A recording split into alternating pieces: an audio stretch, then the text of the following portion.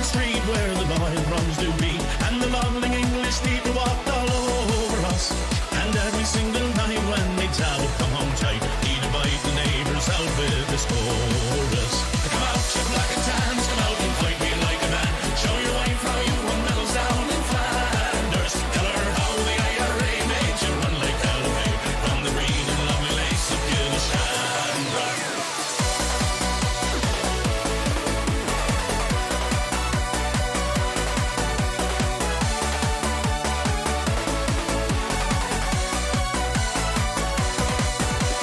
Tell us how you slew them old Arabs 2 by 2, like the Zulus they had knives, bows and arrows. Of how bravely you faced one with your 16-pounder gun, and you frightened all the natives to the marrow. Come out, you black and tans, come out and fight me like a man. Show your wife how you won medals down in Flanders. Tell her how the IRA made you run like hell away from the green and lovely lace of Gillishandra.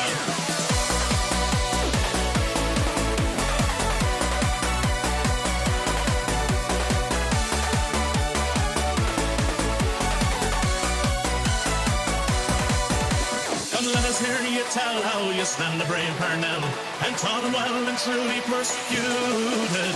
Where are the stares and jeers that you proudly let us hear when our heroes of 16 were executed? Come out, you black and tans, come out and fight me like a man. Show your wife how you won medals down in Flanders. Tell her how the IRA made you run like hell away from the green and lovely lace of Gillishandra.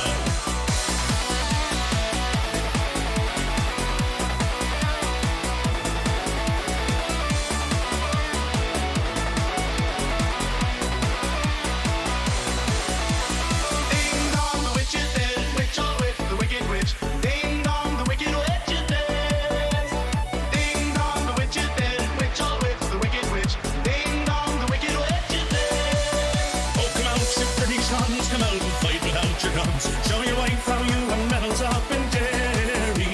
You murdered 16 men and you'll do the same again. So get out of here and take your bloody army. Come out, you black and tans, come out and fight me like a man. Show your wife how you won medals down in Flanders. Tell her how the IRA made you run like hell away from the green and lovely lace of Gillishandra. Oh, come out, you black and tans, come out and fight me like a man. Show your wife how you won medals down in Flanders. Tell her how the IRA made you run like hell away from the green and lovely lace of Gillishandra. Buckingham Palace announced the death of Her Majesty Queen Elizabeth II.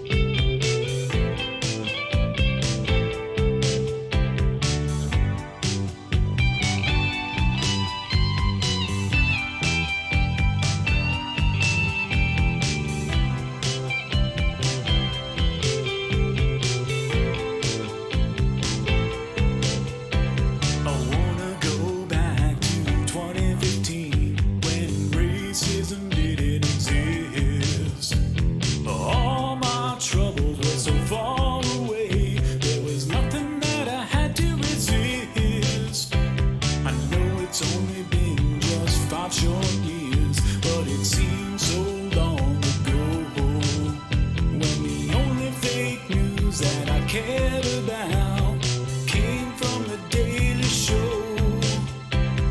Sick of living in this timeline, aren't you? I wanna find a way to get to Earth too. If Hillary had won, we could be at brunch right now, drinking Bloody Marys with Peter and Leela down.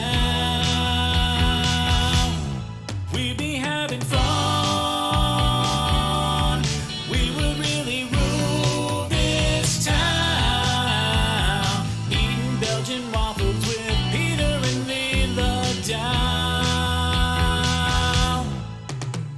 I wanna go back to 2015 when populism didn't exist.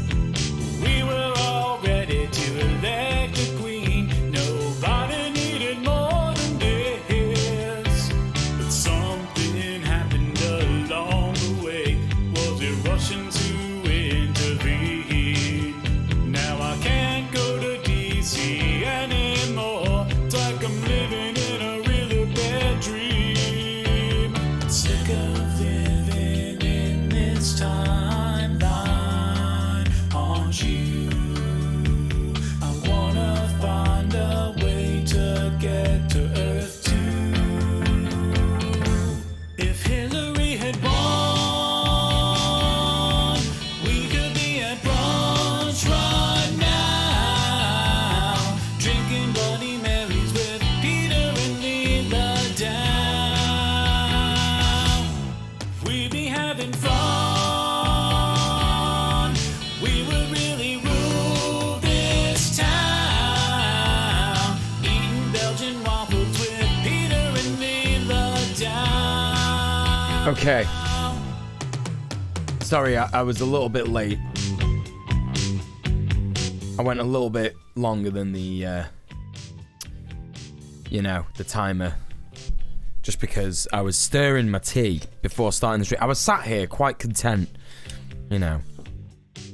just sort of stirring my tea, thinking, gosh, I can't wait to start the stream and say hi to everyone. I'm going to sip my tea, and it's going to be very fun. And then I noticed that there were these weird things in my brew, and they're still there. So I don't really know what that means, because I don't use dairy milk, so the milk's not off. Do you know what I mean? It's oat milk, but there's just little bits of white in my tea, and it's not ideal. It's not. Am I shrinking? Why am I always so low down? That's where I want to be. That's where I want to be.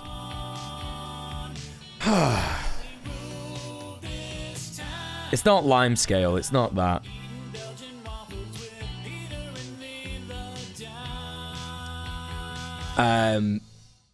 Hello, everybody. Welcome in. Lorelei, Middle-earth Marxist, Half a Laptop, Little by Furious, Beanie Gaby, Lyra and Friends, JMM, Amber System, Tart Streams, Conquest of Cornbread. Oats can go bad eventually. Yes, they can. But not when I opened up the carton yesterday. Yeah, you need to shake the oat milk first. Yeah, like all these things you're saying, like people are acting like I just started using oat milk yesterday. No, listen, yes, I know. What do you think this is? Do you think this is my first oat milk time? It's not. I know. Listen, this isn't normal. If I'm telling you it's not normal, it's not normal. Right? That's what's going on. So, deal with it. How are you all doing, by the way? Listen, I'm pissed. Cheer me up. What's going on? That's right. It's not my first OTO. Whatever that is. Oat Milk Rodeo. You cheered me up with that. Anyway, that's it. I'm fine now. I'm literally fine. Oat Milk Rodeo, that did it. That's ended my bad mood. My bad oat milk mood. I'm just gonna... Okay, I just turned a light on and then... I'm trying to figure out the the difference here. Is there a difference between this? Right? Have a good look, chat. Right? Have a good look at me. Right? And this. Have a good look. Have a good look at me. Is there a difference between this? I'll be looking at this after the stream anyway, so don't worry if you don't pick up on it, whatever it is. But is there a difference between those two lights? I'm sticking with this one for now anyway. Slightly. Okay, yeah, thanks. I thought there was. But whatever. It doesn't matter, does it? It's not the end of the... You can see a difference to the chair. Oh, you're right. Look at that. Well, no, you can also see a difference to me. But you're just not paying attention, are you? That's the problem with that. Right, listen, I'm putting it on. Because I think that's probably consistent. Isn't it? I don't know. Hello, John Gemstone. How's it going? Welcome in. Hello, Thomuel. Welcome in. The difference is you can see green screen glare. Where? Where are you seeing that? What are you on about?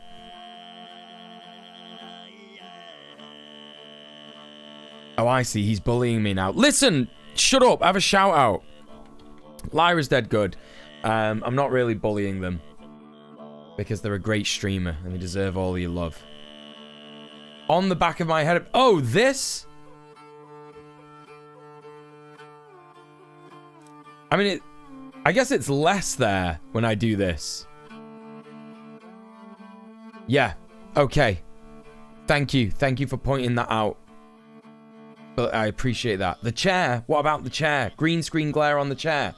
Do you know what? I'll stick with this because if you can't see green screen glare like this, that's brilliant. Thanks for pointing that out, chat. Appreciate that. How does that work? I don't know. Short answer, don't know. Next question. What's your next question? Q&A with Mule.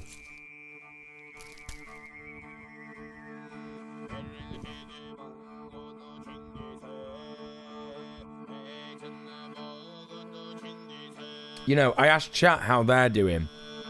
But how are you doing? I'm good actually, thank you. Yes, that's right. That's right. Thank you. I appreciate that. What's the music right now? It's Chingis Khani Maktal by Batsorik Vanchik, who's a Mongolian guy. Here's a link to the tune. Q&A, does N equals NP? I don't do algebra. Sorry, I'm refusing to answer that one. But I've had a good day. Yeah, I've had a really good day. We had a really good meeting today. So lots of exciting stuff happening with the tenants union. There's a new housing solicitor that is working at the Greater Manchester Law Centre. And he's hopefully going to be, you know, helping us out with a few things. We don't have, like, you know... How can I word this?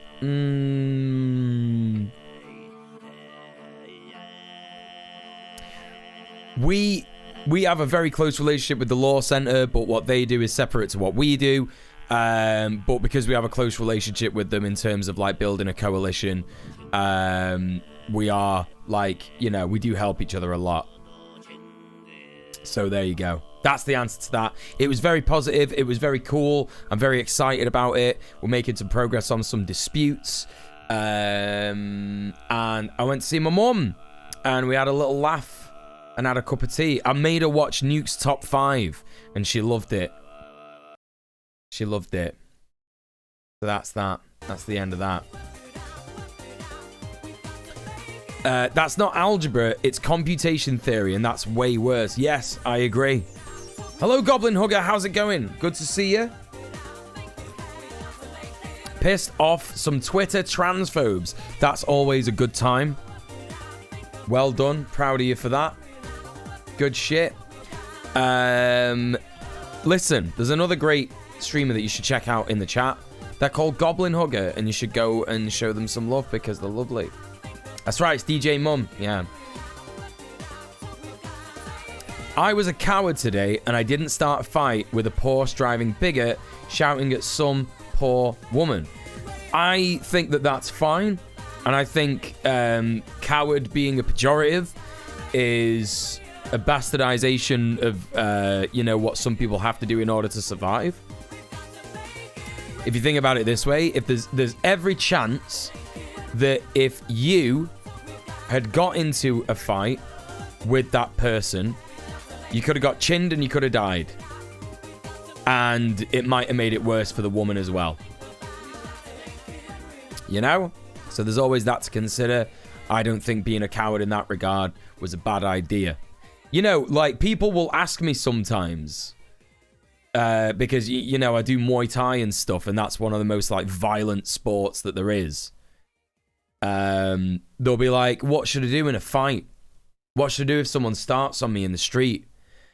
The answer is always run. And I'm not shitting you. No cap. Run. Because you don't know what's going to fucking happen. You don't know if someone's got a knife. Even if someone's fighting with fists, unarmed, and you beat them, they might get pissed off and pull out a knife and shank you anyway.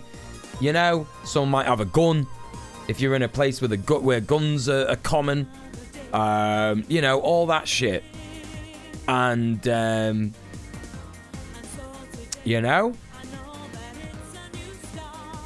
that's that. Pat Potato, welcome to the stream. Huskadoo, welcome to the stream. How's it going? It's true, it just feels bad. I mean, you're feeling bad, right? You're feeling bad because you saw someone on the receiving end of bigotry, innit? Right? And that sucks. And, maybe you're feeling guilty because you didn't stop that bigotry from happening and shit like that. But what you've got to remember is that it's not on one person to solve all the bigotry in the world. It's on all of us. It's on all of us to be anti-racist all the time. And, we don't know how that works. We don't know how that fucking, we don't know how that's gonna have affected that person. Maybe that person deals with that kind of stuff on a regular basis and they're kind of dealing with it in the way that they deal with it. Maybe they've got a good support network, hopefully. So, there's not much point in sitting there and beating yourself up over hypothetical scenarios. I would say, recognize that you know what your limitations are and work within that and be happy with that, because that's all you can do and that's all anyone can expect you to do. If anyone expects anything more from you, then they're not a good person. And that's the end of that. Hello, Semiotic. How's it going? Welcome in. Thank you. You're welcome. You're very welcome. Because, well, look, this is something that we have to talk about all the time, because some of our comrades, on my stream, I'm always telling people to get out there and do stuff, right? Doesn't matter what it is, get out there, organize, do stuff, yeah? And, what is it that they say about the army, innit? Right? What do they say? What did they say? The army is 60% non-soldiers, like, not combat personnel, or 65% or something like that. It's literally like logistics, organizing, what's the cartography kind of stuff, but not cartography, but just sort of like, orienteering, which I guess is linked with logistics, IT, medicine, first aid, food, supplies, ammunition delivery, supplies delivery, stuff like that. All that kind of stuff. So, if we think of ourselves as a leftist army, then there are always jobs for people who aren't actually going to be the ones putting themselves on the front line, innit? So that's that. And yeah, that's another thing as well, Amber System. There's always the chance of killing someone with punching. Amber System says, I had times where people attacked me and I punched the back and it knocked them out, and thank God they didn't break their head open. Yeah, and listen, even if you, literally, even if you chin someone, yeah? Even if you chin someone and you knock them out, even if you run to, catch their body as it falls, when someone's knocked out, their entire body goes limp, right? And it does that for a reason. It does that because then if it's going to fall to the ground, it can land in a sort of like jelly-like fashion. You're actually more likely to break a bone or hurt yourself or have like severe muscle damage or tendon damage if you land in sort of like a tensed up position. Like most people say, like if you're going to fall over, sort of like fall over in like a sort of floppy way, like a rag doll. But if you grab that person's head as it's falling down, you might like twist it and then boom, you've broken their neck and they're dead. You know, that's why they say you should never move someone who's suffered a head injury. And, you know, but also if someone lands in a funny way, you know, or like Amber says, breaks their head open, fucking hell. Yeah, no good. No good. Honestly, no good. That's and that's on your conscience for the rest of your life. So, you know, fuck that shit. Despite the chunky bits in this brew, it's fine. So, you know, that's good news, isn't it, for everybody else and me? Everybody's now happy that I'm having a normal brew. What else could I say to you? Not much, really. Yeah, just cycled around. I had shawarma for lunch. That was really good. It's been a while since I've had a chicken shawarma. It was really nice. Hi, Liz. What's going on? Welcome in. Hey, Discro. What's going on? Welcome in. Hello, hello, hello. Oh, this is such a banger.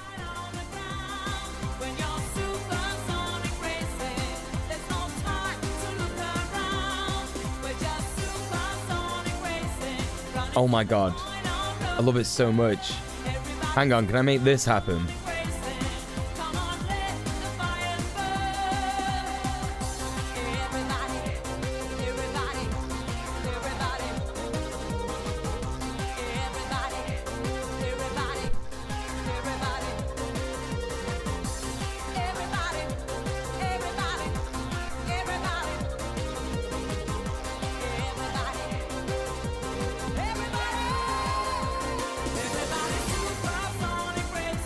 What a fucking tune. Oh my god, my gayness is showing, yeah. It just brought out the gay, really, didn't it?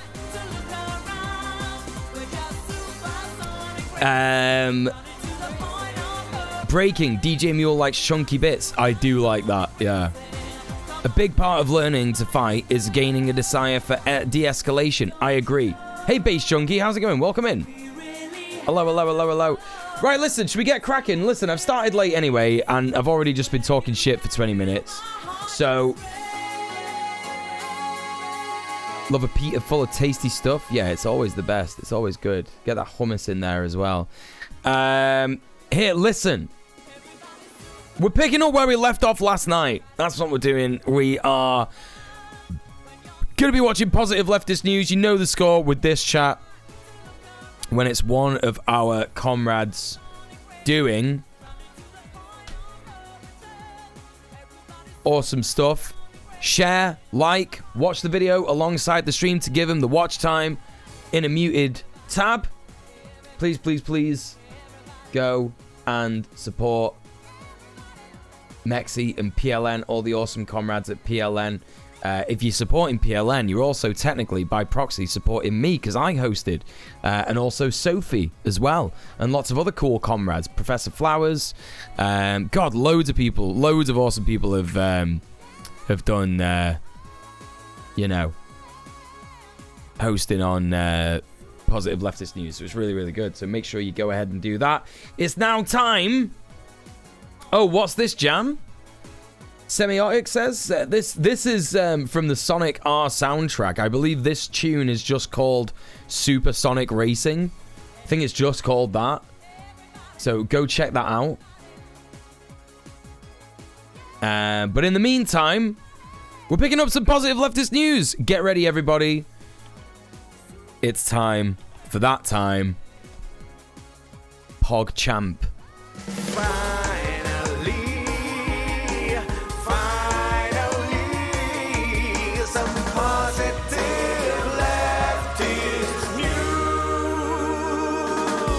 Hey, Julia. Welcome to Positive Leftist News. I'm Paul from Marxism Today, and I'll be your narrator for this episode. Already we've found a new comrade to listen to. Paul from Marxism Today. Let's check out Marxism Today. Marxist Paul. I'm subbing. I'm joining right in there. I'm subscribing. You know? We'll check out some Marxism Today. Maybe later on. Maybe after Positive Leftist News. Let's fucking see. Thane Twilight is here. And Aslan Silver. Look at all these excellent... Listen. Some people call me the streamers streamer because there are so many streamers in my chat. Like, that's how that works. Anyway. Go follow Thane Twilight. Welcome to Go follow Aslan Silver. I'm Paul from Marxism Today, and I'll be your narrator for this episode. Today we're going to be discussing some progressive developments that have taken place around the world in recent times. These developments haven't happened magically by themselves, but have been the result of people getting organised and fighting for a better future. That's right. Like the heroic revolutionaries in the Philippines and India out there putting their lives on the line every single day in the struggle against imperialism. That's right. Every single one of us has a part to play, no matter how big or how small, in the fight for liberation. Yep. So join up with your relevant workers' unions, tenants' unions, and revolutionary mass organisations to fight for a better tomorrow. And perhaps your activism too will soon feature on Positive Leftist News. Now, let's get into it. Around 150 artefacts considered sacred by the Lakota Sioux peoples were returned to them in a private ceremony this month. Oh, amazing. The artifacts had been stored at a small museum in Barre, Massachusetts for over a century. Members of the Oglala Sioux and Cheyenne River Sioux tribes travelled from South Dakota to take custody of the weapons, pipes, moccasins and clothing, including several items thought to have a direct link to the 1890 Wounded Knee Massacre in South Dakota. Wow. Ever since that Wounded Knee Massacre happened, genocides have been instilled in our blood, said Surrounded Bear aged 20, who travelled to Barre from the Pine Ridge Indian Reservation. Wow. And for us to bring back these artifacts, that's a step towards healing. That's a step in the right direction. The ceremony marked the culmination of repatriation efforts that had been decades in the making. The items being returned are just a tiny fraction of an estimated 870,000 Native American artifacts, including nearly 110,000 human remains, in the possession of the nation's most prestigious colleges, museums, and even the federal government.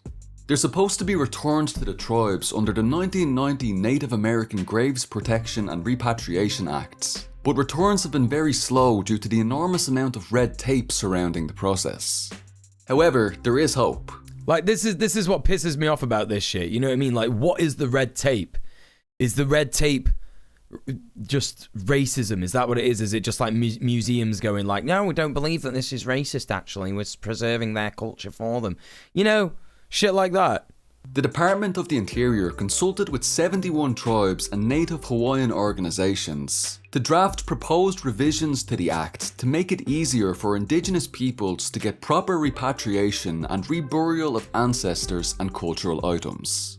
These proposed revisions are open for public comment until January 12, 2023. So if you live in the United States, consider adding your comment in support of the proposal to overwhelm the voices of the settlers who are commenting against the proposal. Oh, chat. Chat, you heard it here first. Massachusetts link to US proposal for comment. Well, you know what to do, don't you, chat? Right there. If you're in the US, get that link open in your tabs. Then it'll just be open and ready to go. And you can put your voice to this. I think that that's a really important thing to get involved with. Again, as I was saying earlier, you know, people in my chat are always, you know, I'm always trying to get people to do stuff. I'm always trying to get people to go outside and do stuff. And sometimes people are saying, look, I'm disabled. I can't go out and do stuff. And here is a great example of something that you could do if you are completely housebound. So there's something. And also, I am in the process of actually finding something that someone put in another server that I'm in, which is really a really good resource for disabled people looking to get into activism. So give me a minute on that and I'll drop it in the chat in a sec. But let's continue. Link in the description box below. The remains of 18 Indigenous people have been returned to Australia by 2 British museums as part of the laborious and painstaking effort to recover thousands of ancestors stolen from their traditional lands, who now lie in more than 20 countries around the world. Over 1,660 ancestors have been returned since 1990, over 75% coming from Britain. The Australian government says the total number of ancestors... Literally like Britain. You know what I mean? Just imagine that, folks, like for a second. It's like these are not like people that don't exist anymore. You know, the indigenous people of Australia, like they're literally like there. Like, why are we stealing these fucking corpses? Like, why have we done it? It is just genuine power, control. It's so fucked. But it's great that you know, these remains are being returned. And hopefully, you know, these dead people can fucking rest in peace now, you know what I mean? Ancestors held overseas is unknown, but that it is aware that there may be over 1,500 ancestors held by collecting institutions and private holders in more than 20 countries. Indigenous activists who have travelled around the world searching museums and scientific institutions for ancestral remains estimate that figure is actually much higher. The removal of the remains has been called the first stolen generation, and their absence continues to inflict enormous trauma on these peoples. All power to the oppressed peoples around the world suffering under the boot of colonial and neo-colonial tyranny. Hell yeah. Imperialism will fall and liberation will be achieved. Yes. The government of India's northern state of Haryana has accepted the demands of 40,000 sanitation workers who were on strike against the non-payment of their salaries. The workers were also demanding regularisation of their jobs by ending the contractual system, along with payment of risk allowance and provision of safety equipment. Campaigning under the banner of the Centre of Indian Trade Unions, CITU, union leaders had initially called for a 2-day strike. However, the strike continued on as workers demanded action. Authorities were concerned as the protests also drew support from firefighters. Locals affected by the increasing heaps of rubbish across various cities were also putting pressure on the authorities to meet the workers' demands. A statement by Sunita, Vice President... Okay, so I found it, folks. I know that it's not relevant to what we're talking about right now. However, I think this is a really awesome resource to have. Here is an article from the Disability Visibility Project that you can check out. It's called 26 Ways to Be in the Struggle Beyond the Streets. This is an update from June 2020, and I think it's a really important document to just sort of like have there. You know, if you are disabled, if you know, you can't actually, if you're housebound and stuff like that, you can check this out and sort of, you know, this can give you some ideas. Do you know what I mean? Like for example, one of these here, in terms of like, so there's loads of different things here. So it's like Skype, Zoom call, text visit, show love for those who are in pain, injured in protest, or managing trauma from tear gas, police violence, physical and emotional violence. Follow up with them regularly by affirming their needs and creating support networks.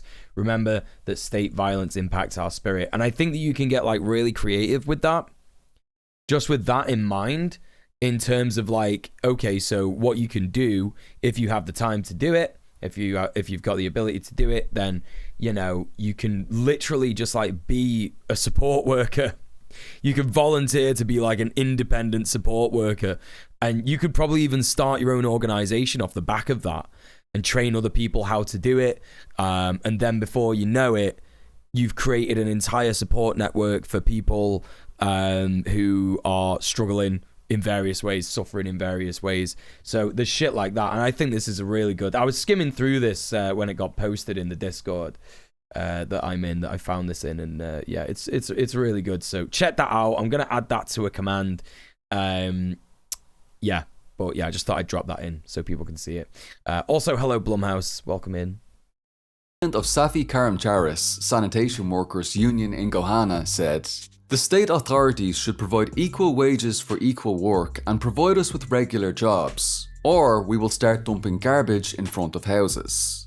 Birmati, the president of Sonapat District Sanitation Workers Union, also threatened that workers would resort to dumping rubbish near the houses of ruling BJP leaders if the authorities continued to ignore their demands.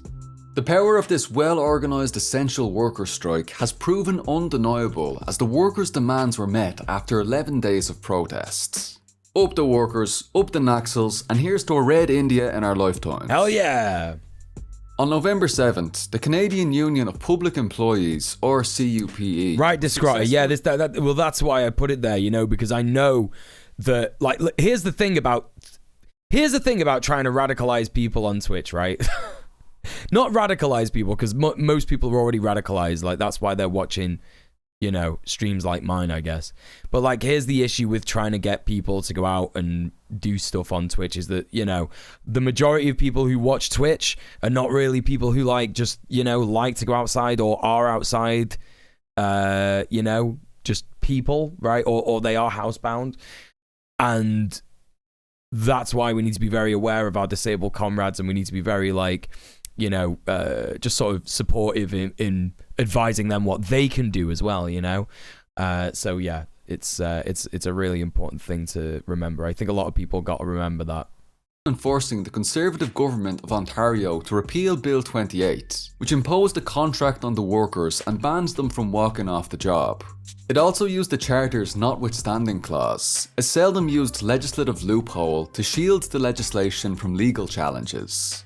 CUPE, right, especially in the pandemic, yeah. Education assistants, early childhood educators, school administrators and custodians formed a coalition of labour unions not seen in the province for decades.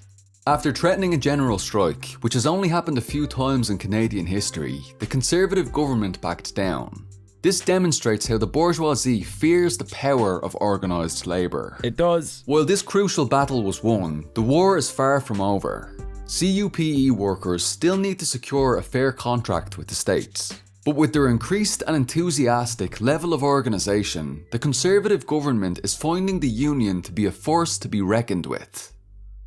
From the 14th to the 20th of October, youth activists from 14 countries and 17 organisations gathered in South Africa as part of the youth camp Pioneers of the Revolution, organised by Pan-Africanism Today and the International People's Assembly. Oh, let's fucking go. Met to strengthen Pan-African unity and solidarity across social, economic and political struggles. Pan-Africanism Today Youth Coordination member Anel Sopazi explains that the 6-day programme came about as a consequence of discussions between the groups that affirmed that socialism is the only vehicle to realise a more equitable and just society. Yes. And that the youth forms an integral part of the struggle to mobilise and organise for its realisation. Yes. The aim of the youth camp was to emerge with a socialist programme that is actionable and practical. We were much more interested in solving the problems before us, rather than diagnosing the crisis of capitalism of which we are much more aware. Yes. Solidarity with the Pan-African youth who were putting theory into practice. Check out these quotes. Women are the people who are going to relieve us from all this oppression and depression. Albertina Skulu, I think that's that person's name. This is so based. I love this shit. Victorious direct action pickets across Britain and Ireland against the British Council led to the compensation of an English teacher who was unjustly dismissed from her position without cause or reason. Lara, the teacher, was employed by the Impelum Group Employment Agency. According to Gabriela Sios, the leading rep on the case, precarious work is an issue across language teaching and especially within online teaching. When combined with employment through an agency, teachers are often left at the whims of capricious and exploitative employers. This is why it's so important to be a member of a union. Again, another reason why schools should be part of the state. You know, well, not part of the state. That sounds like making them part of a power hierarchy. Schools should be funded, they should be nationalized, they should, you know, teachers should have security in their jobs, you know, our kids should be able to learn how they like. One of my good friends, actually, her sister runs a really fucking cool school that is not a school. It's like a school, but it's not a school. but they can still, like, the kids that go there, they can all get their, you know, SATs and stuff like that. It's like a primary school, and it's literally like mostly outside. It's amazing, and the kids can sort of like learn in the way that they want to learn. It's a really, really progressive school, and to be honest, I'm kind of thinking about maybe trying to get her on Red Planet, because it's just like a new way of childcare and teaching that's just really, really, really fucking based. You know, they all like sort of go out into the woods and do like wolf howling things and shit like that. It's really, really cool. Like, you know, it's sort of trying to get kids back into nature and, you know, understanding that people have different ways of thinking and different ways of learning. Yeah, so I'm going to be speaking to him about that. There's no point, honestly, John Gemstone, there's no point in trying to, like, guess who or where this is, because even if you got it right, I wouldn't say, yes, it's them, because then someone who fucking hates me or is harassing me or whatever could be like, djmuel knows someone from there, so let's try and get some information from that school, and then that fucking school will get harassed. So literally don't bother. Like, you know, I know that sounds ridiculous, but this is the fucking shit that you deal with being a fucking leftist online. Yeah, anyway. Montessori is a philosophy, not a specific school. Ah, right, okay, I got you. Oh, well, today I'm learning. Yeah, I don't really even know the philosophy either, so yeah, again, also pointless guessing that. I'm not a philosophy boy. I've never read the boys, the big boys, Socrates, Plato, the other guys, Nietzsche, who's the other one? I don't know. Anyway, yeah, whatever. Like, yeah, so I don't know what it is. Like, if I knew what it was, I would have said, yeah, they do Montessori teaching or something like that, but I don't know any of that stuff. But welcome to the stream anyway, Proletariat. It's good to see you. Tom Leibowitz, chairperson, yeah, me too, Discrota, yeah, stated, our understanding is that the big British brain, Council yeah, is moving a significant portion of their British-based English teaching work to Commensura, a subsidiary of the Impellium Group. The British Council must understand that they can't hide behind employment agencies. We're here to hold them to account. Good stuff. Remember, the union makes us strong. Hey Dave, what's going on? Welcome in. November 3rd, more than 50,000 Spanish workers in Madrid united under the leadership of trade unions in a mass mobilization demanding an increase in wages on par with the soaring Go follow Dave, inflation. everyone, he's great. The mobilization was organised by unions. That's right, Discrota, that is what I do. And the General Union of Workers, or UGT. Protesters chanted, "This crisis is not paid for by the working class, salary or conflict." As in many European countries, the Spanish cost of living, especially with respect to food and fuel, is soaring while wages remain stagnant. On the 14th, Spanish truckers called a strike to further protest the cost of living. Of the November 3rd event, UGT's Pepe Alvarez stated, "This mobilization aims to ensure that the Spanish employers are fully aware that our slogan, salary or conflict, is not a joke. Where there has been conflict, we have obtained wages and dozens of agreements have been signed with increases that allow workers to maintain their purchasing power in companies with great benefits." On October 17th, the International Day for the Eradication of Poverty, over 30 cities throughout Morocco mobilised to demand increased wages, decreased cost of necessities, and the release of all political prisoners. The 17th marked the third and final day of the protests organised by the Moroccan Social Front, FSM, to fight against neoliberal policies of exploitation, plunder, wealth accumulation and imperialism that have led to the cost of living crisis. FSM National Secretariat member Mouad El Jouri said, "At least 2/3 of Morocco's population is living in poverty today, in conditions of vulnerability. This poverty has not fallen from the sky, it is a consequence of the class policy of the ruling class. This is a policy based on rent, on monopoly and on dependence. Dependence on imperialist world capital. It is based on despotism." Yep. Solidarity with the Moroccan protesters demanding dignity for working people and for challenging the imperialist ruling classes and their comprador running dogs directly. Hell yeah. In late October, a year after the military coup in Sudan, and as right-wing parties attempt to come to a power-sharing agreement coalesced by the US, hundreds of thousands of protesters across 19 cities took to the streets determined to overthrow the military junta. This is what we were looking at in Democracy Now! Yesterday, so we're getting more information on that. Yeah, let's go. The notorious military responded with ferocious attacks on the people. Since the coup, an estimated 120 people have been killed, Hey, Lautrec. 7,000 injured, and hundreds arrested and tortured. Despite these horrifying shutdown attempts, every month hundreds of thousands have continued to rally against the junta. As Osama Saeed, a member of the Communist Party, stated, "This is a testimony to the determination of the Sudanese people to send the army back to the barracks." On the 9th of November, Toledo and Lucas counties in Ohio combined forces to use $1.6 million in funds from the American Rescue Plan Act to provide as much as $200 million in medical debt relief. Toledo City Council voted 7-5 to approve $800,000 of these funds for use by RIP Medical Debt. RIP Medical Debt is a Long Island-based non-profit founded by a former debt collection CEO. RIP Medical Debt uses their funds to purchase medical debt and then forgive their purchase debts. Oh, that's pretty This dope. marks the first time that public funds are being donated to RIP medical debts. This could open a pathway for future cancellation of medical debt Oh, using come on. public funds. An estimated 41,000 people. Like, I love this. This is positive and it is a move forward. But it's so dumb, isn't it?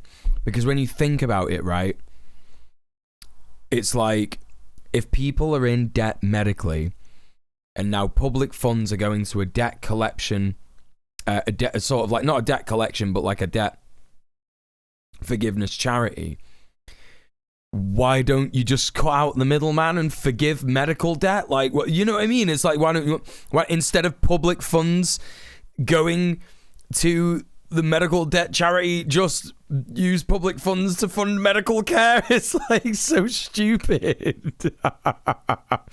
You know? That's like, it's possible. It's not impossible. In Lucas County are burdened with medical debts. While this is far from a much needed debt jubilee, this marks both a positive step forward for debt relief and a stark reminder that the for-profit healthcare system is not a viable way to provide care for our communities.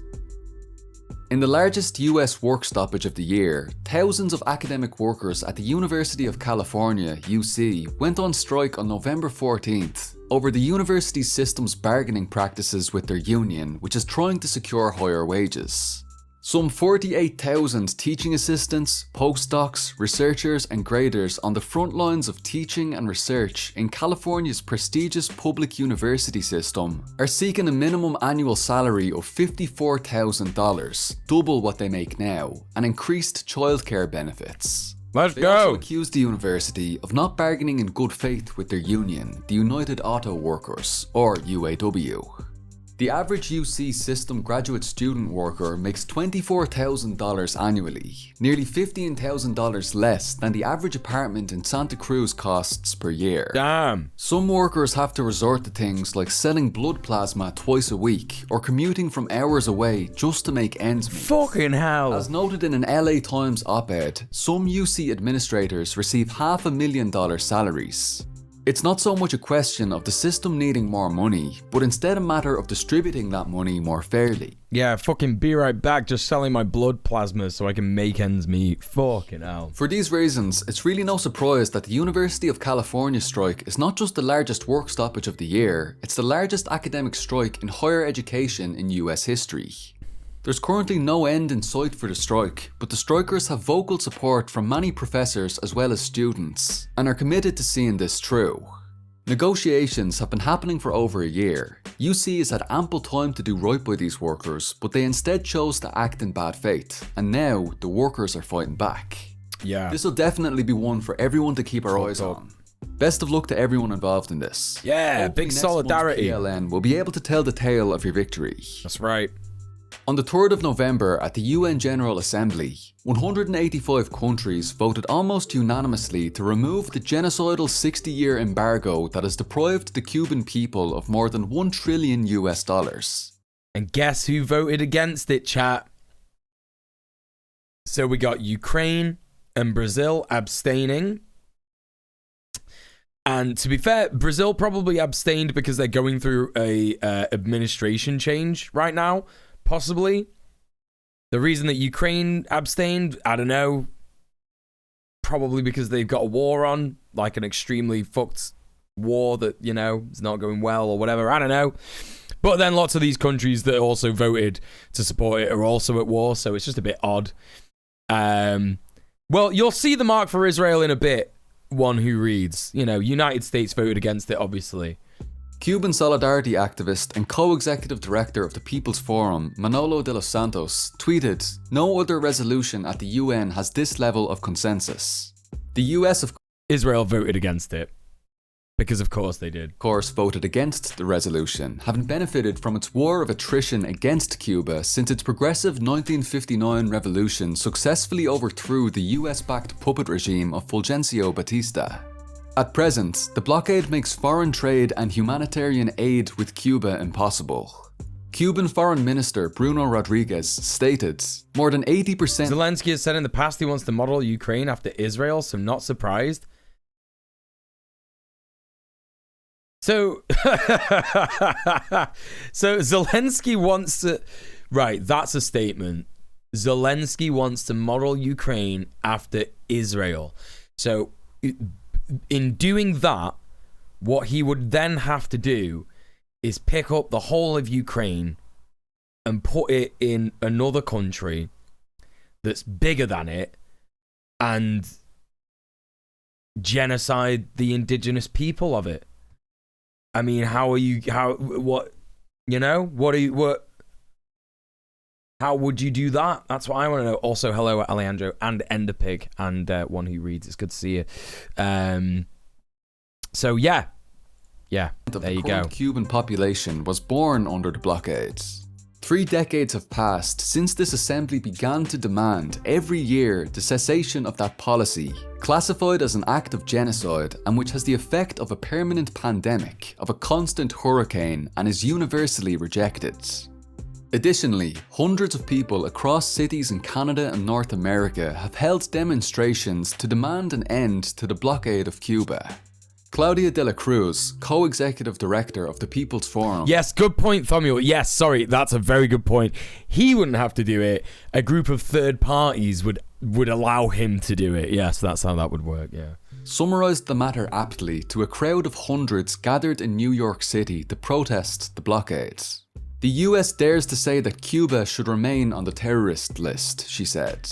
"Who calls the US government terrorists? The United States has dared to overthrow governments all across the globe."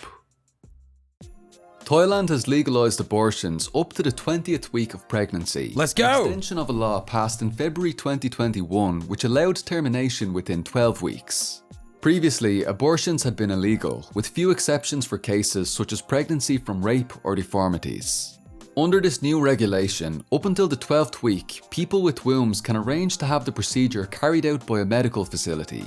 Between the 12th and the 20th week of pregnancy, people must consult a practitioner to gain approval.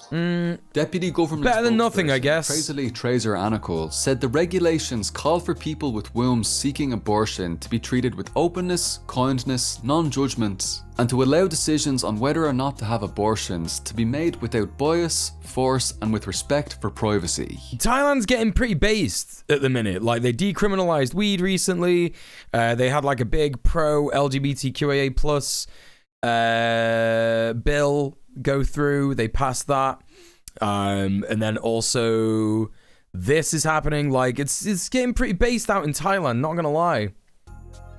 More great news for reproductive rights comes to us from the state of Quintana Roo, Mexico, where they just decriminalized abortion. Hey, let's Said to go. be part of Mexico's Green Wave, demanding greater reproductive rights across Latin America.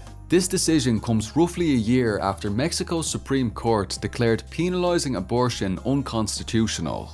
19 lawmakers. Now look at that. A bunch of people, right? A bunch of people who are wearing the suffragette colours, the sort of, solid green, dark purple colours with white there as well, who are actually advocating for feminism. It's good to see, isn't it? It's good to see people actually doing real feminism, not just transphobia with the actual suffragette colours. Nice.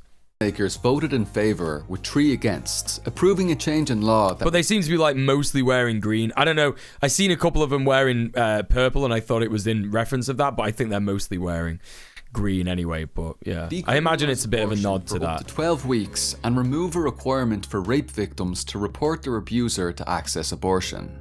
The fight doesn't stop there though. The Quintana Roo Feminist Network said on Twitter, "The struggle is bearing fruit. We will insist that abortion is not only legal, but also free and safe." That's what you Voters need. in the US turned out in several states to vote in favour of abortion rights during the recent midterm election. Oh, with yes. those in California, Kentucky, Michigan and Vermont voting to protect abortion access in their states. Let's fucking Nancy go. Northup, President and CEO for the Centre of Reproductive Rights, declared, "This is a seismic win for abortion rights. First in Kansas and now in Michigan and Vermont. Voters are rejecting the Supreme Court's reversal of Roe and issuing a clarion call that they want their rights constitutionally protected. When people can vote directly on abortion in a non-partisan ballot initiative, abortion rights win. Until there is national legislation that protects abortion rights across the country." Is this guy Australian? Yeah, man. Yeah, Ender Pig. Yeah, he's Australian. Yeah. That's fucking right. He's fucking Australian. That's right. I love it when everyone can understand my countrymen. This is exactly the Australian accent. "We will continue to work to ensure that state constitutions protect the right to abortion." He's got 2 that men, classic Aziz, Australia now aged twang. 84, and Islam, who died in 2009, were exonerated by the city of New Ender Pig says, "I can never tell the difference between different accents." Yes, that was quite obvious. York for the murder of Malcolm X. Didn't you? Wasn't one of your first ever chat messages something like, "Are you from Wales?" or something like that? Or is that someone else? I'm scrolling right back to the beginning of your chat history now, because I've got to find this out. I'm absolutely certain that you came into the chat and you were like, "Hey, nice stream, bro. Are you from Wales or something?" You didn't say that. Well, we're going to find out right now.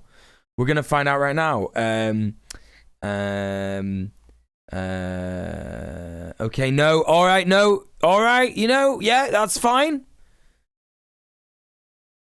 That's fine. No, you know what? You've never done that. Okay, I stand corrected. Welsh Goblin Mule, that's right. So there you go. Anyway. And are receiving $36 million for their wrongful convictions that left them incarcerated. Oh, for crumbs, decades. what a sticky wicket. Their attorney, David Shaney's, stated, "Mohammed Aziz, Khalil Islam and their families suffered because of these unjust convictions for more than 50 years. Police and prosecutorial misconduct caused tremendous damage, and we must remain vigilant to identify and correct injustices. Damn right. We say there's no reforming this corrupt system. Defund, disarm, dismantle and abolish." Black liberation fighter and revolutionary health worker Mulatu Shakur was granted parole last month. Shakur is now 72 and spent over 26 years behind bars. 26 years, fucking hell. And he is set to be released on December 16th. The decision comes after decades of pressure from activists and the discovery by prison doctors that Shakur only has months left to live. Eugene Puryear, host at Breakthrough News and author of Shackled and Chained, Mass Incarceration in Capitalist America, said, "This is a moment for celebration over and above anything else, and then a continued rededication to free all of the political prisoners who continue to remain behind bars." After 19 years of incarceration without charge in the notorious Guantanamo Bay, Saifullah Paracha, now 75 years old, has been released from US custody and reunited with his family in Pakistan for the first time since 2003. That was the year his Fucking life hell. was ruined when FBI agents arrested him and charged him with vague accusations of, quote, financing terrorism. Since September 11th, 2001, Normal. as many as 779 adults and children are known to have been incarcerated at Gitmo, every single one of them Muslim. Yeah. His release was agreed upon after it was concluded that he was no longer a threat.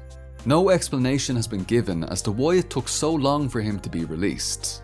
Paracha described his experience at Guantanamo as like being alive in your own grave. His release is welcome news. Close Guantanamo Bay and end indefinite detention.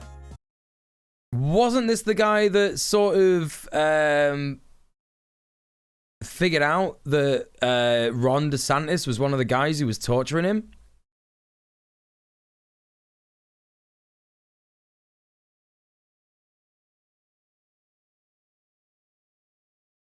Anyone heard about this?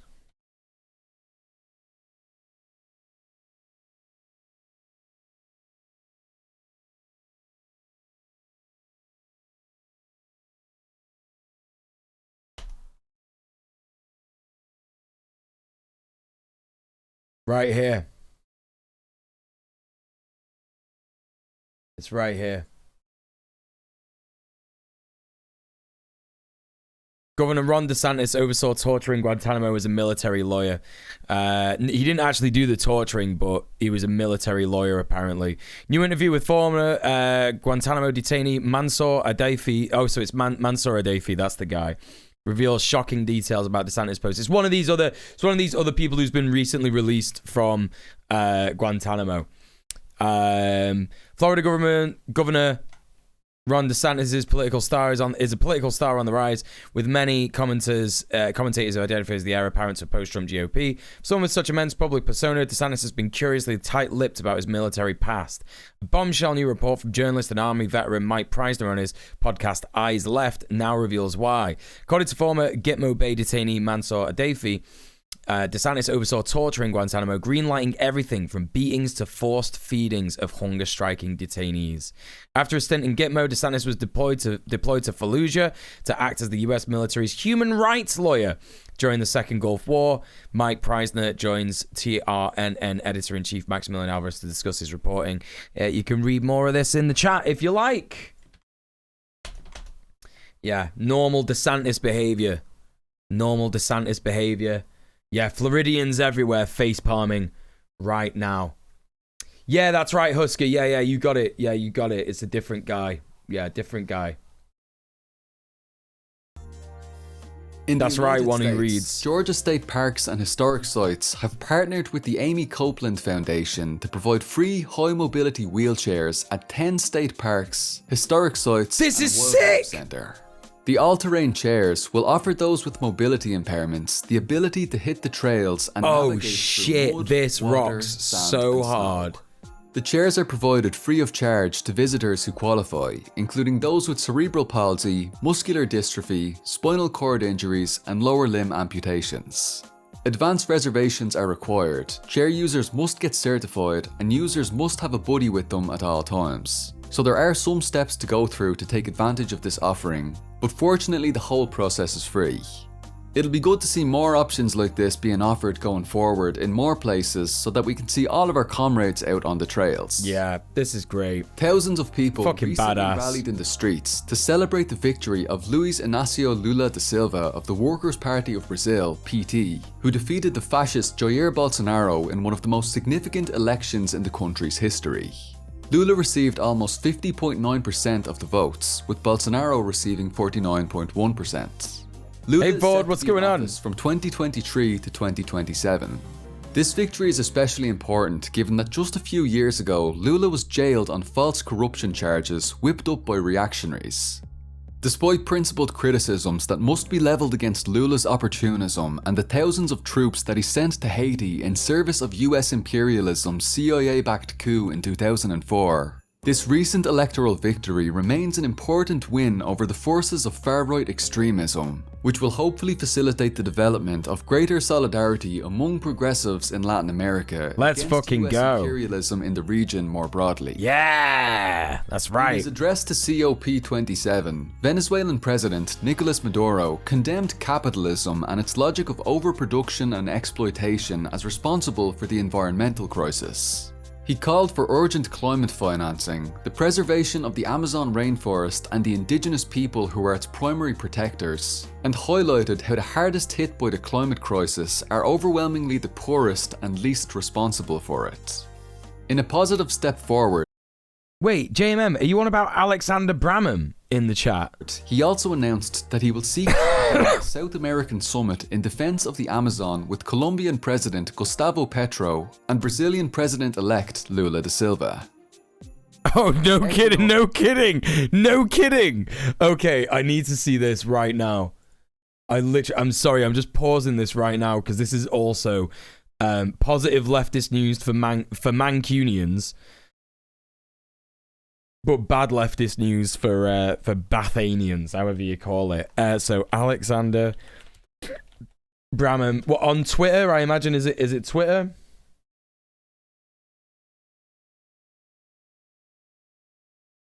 Let's have a little look here. Hey, 9,000 rats, what's going on? Welcome in.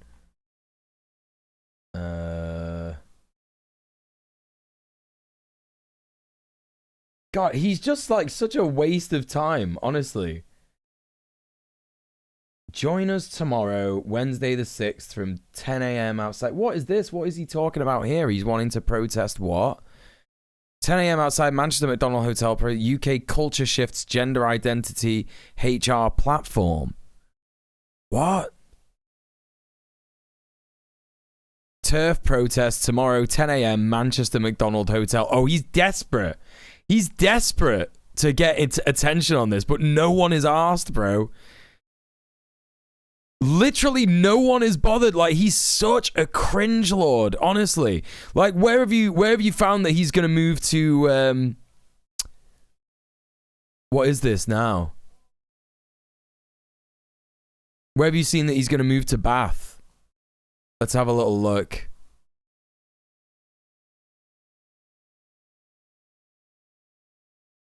I have no context. I feel blessed not to know him. He's a Conservative councillor. Well, he got removed from the Conservative councillors, I guess the political race, because he's just a transphobe, basically. And he basically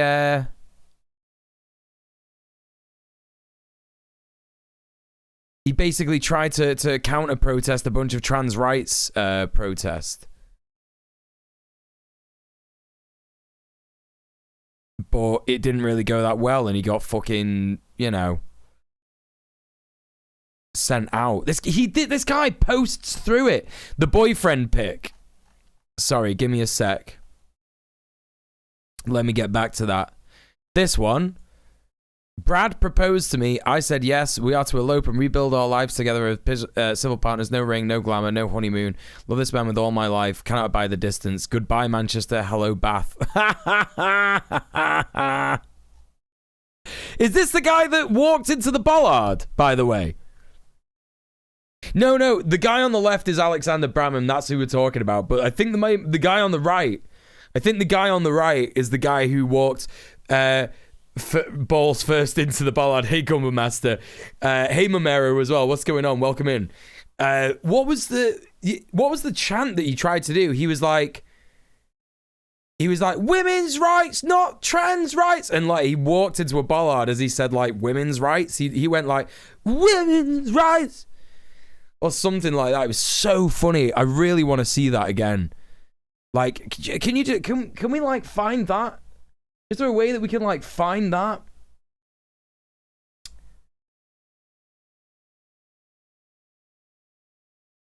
Oh, that's right. He said LGB without the T, and he hit the bollard right when he said the T. That's literally what he said. He said LGB without the T. And I guess he meant without the testicles when he said that. Badum tish. There you go. Anyway, yeah, okay, that's good news. It's also very funny because this kind of comes off the back of he's actually had like a restraining order put on him from the entirety of the village. So every single bar in Manchester's gay village has like unanimously said, you know, we want a restraining order on this guy. You know, we need to get him banned. We need to get him barred from all these bars in the village because this is a trans-friendly space.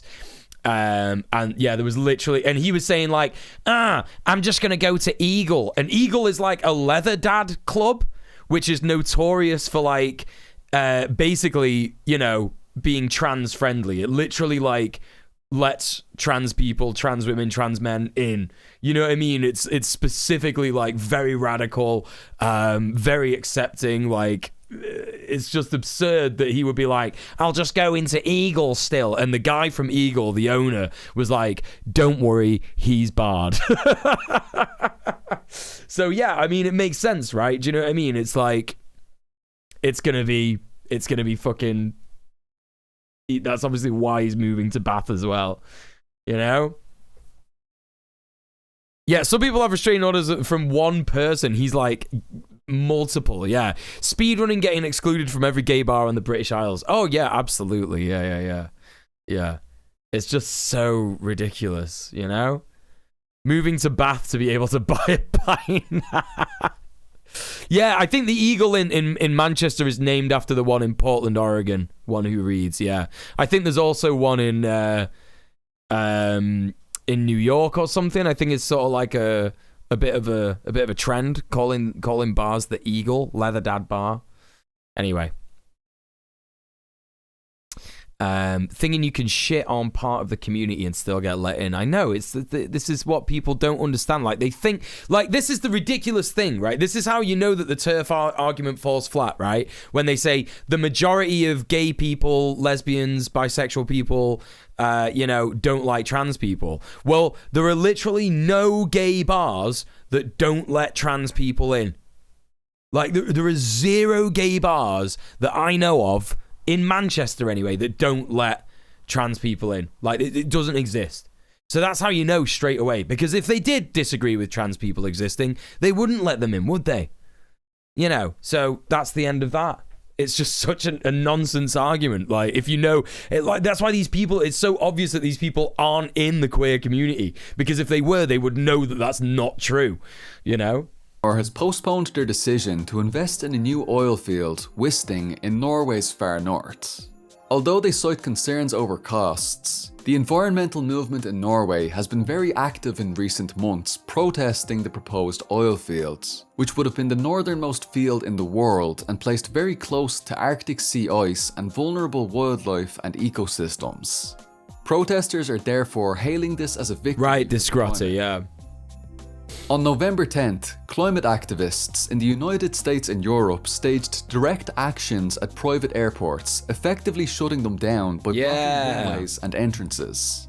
Actions were carried out at Teterboro Airport in New Jersey, the largest private airport in the US, as well as in North Carolina, California, and Washington states.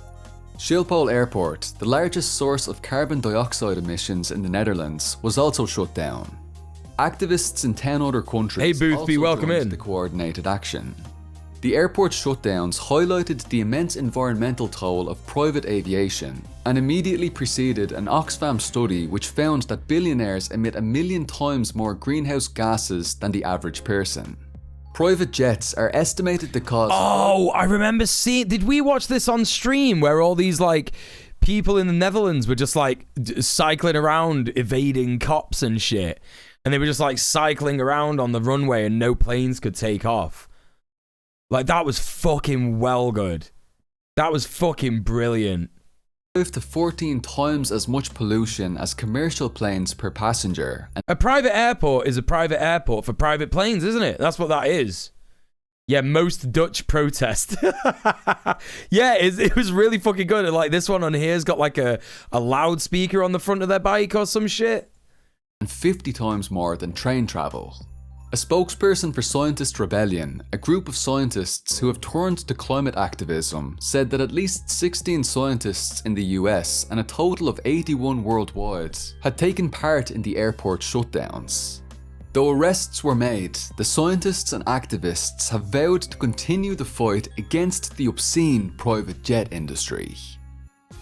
The Animal Liberation Front has claimed the liberation of 800 mink from Pipcorn Farm in Michigan. Yeah, let's go! Anonymous ALF members reported that they were able to easily release the mink from Pipcorn Farm. The members further stated that the mink appeared enlivened and energized as they ran free for the field. Oh, let's fucking go! This isn't the first time that animal liberation activists have targeted Pipcorn Farm. In 1999, around 5,000 mink were liberated from the farm in an action also claimed by the ALF. Oh, little mink fellas. An open letter written by the owners of Pipcorn Farm, originally published in 1999. Anonymous ALF members stated that their delay in response to the open letter was due to not being born yet and that future actions will have a little faster response time. Right, folks. I love the little fox, cat, snake babies. If you have good news to share from the current month, please send your stories to totalliberationpodcast@gmail.com. Thank you to Javi for the right, positive chat, news you know jams. the score. Thank you to Cosmo for the positive news background. Thank you to Nick, Catherine, Ash, Seb, Jacob and Mexi for script writing and production. And thank you to Tristan for editing this video. We're trying to expand our team and output, so if you'd like to support the show, please go to patreon.com/positive leftist news, or you can give us a one-time tip linked in the description box below. Cheers, folks. Not that. Not that. No. Why did I not? Did I not? Bollocks. Did I not do this? Did I not do that? No, that is me. Yes, I was on Positive Leftist News in October. That's why I didn't. Yeah, that's why we didn't do Positive Leftist News in October. Listen, ignore those links in chat. Ignore those links in chat. I don't know why I didn't put the link to fucking Positive Leftist News in the chat. There you go. There's the links to Positive Leftist News. No, that's my. Oh, just go and like and share and watch the video again. Oh, fucking hell. You can do it yourselves, can't you? I'm fucking it all up. Listen, I can stream properly. Listen, I got bashful because I was on screen. Not that link. This link that I'm putting in the chat now. No, it's not even that one. This one. Yes, this is the one. This one. It's that final link that I just put in the chat 3 times. Jesus Christ, I wish I could change my previous chat messages. But that you can't do that. Professional streamer, that's right. Yeah. Mule, sorry. Yeah, this is happening. Yeah, this is actually happening right now. Yeah. Right, listen.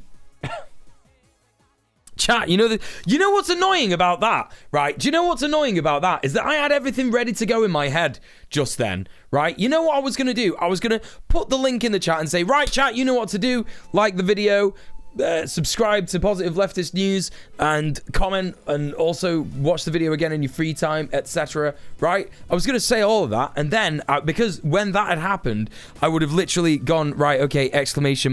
Set title to the next bit, which is leftist Twitter news breakdown, or rundown. Basically, that's and there's the title. I've set that to that because that's what the next segment is, and I was almost ready to go with that, like, very smoothly. And I was like, I've not done a lot of planning for the stream today. I hope this bit goes well, and it just didn't.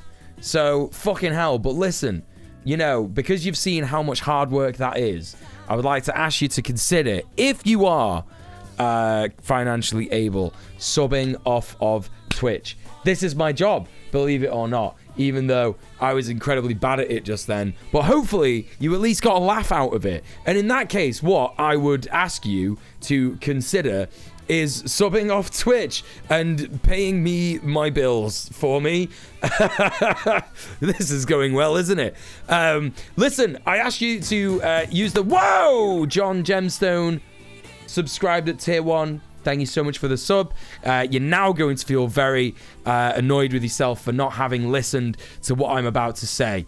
I ask you to consider subbing off Twitch rather than using your Twitch using your sub on Twitch itself, because yes, everybody knows what's coming. Because Twitch is a shit platform that doesn't listen to marginalized voices, and this is kind of my little protest against Twitch itself. But don't worry, John, it's fine. I appreciate the sub nonetheless. If people are going to sub, I can't say no to that. But the benefit, you didn't waste your money. It's good.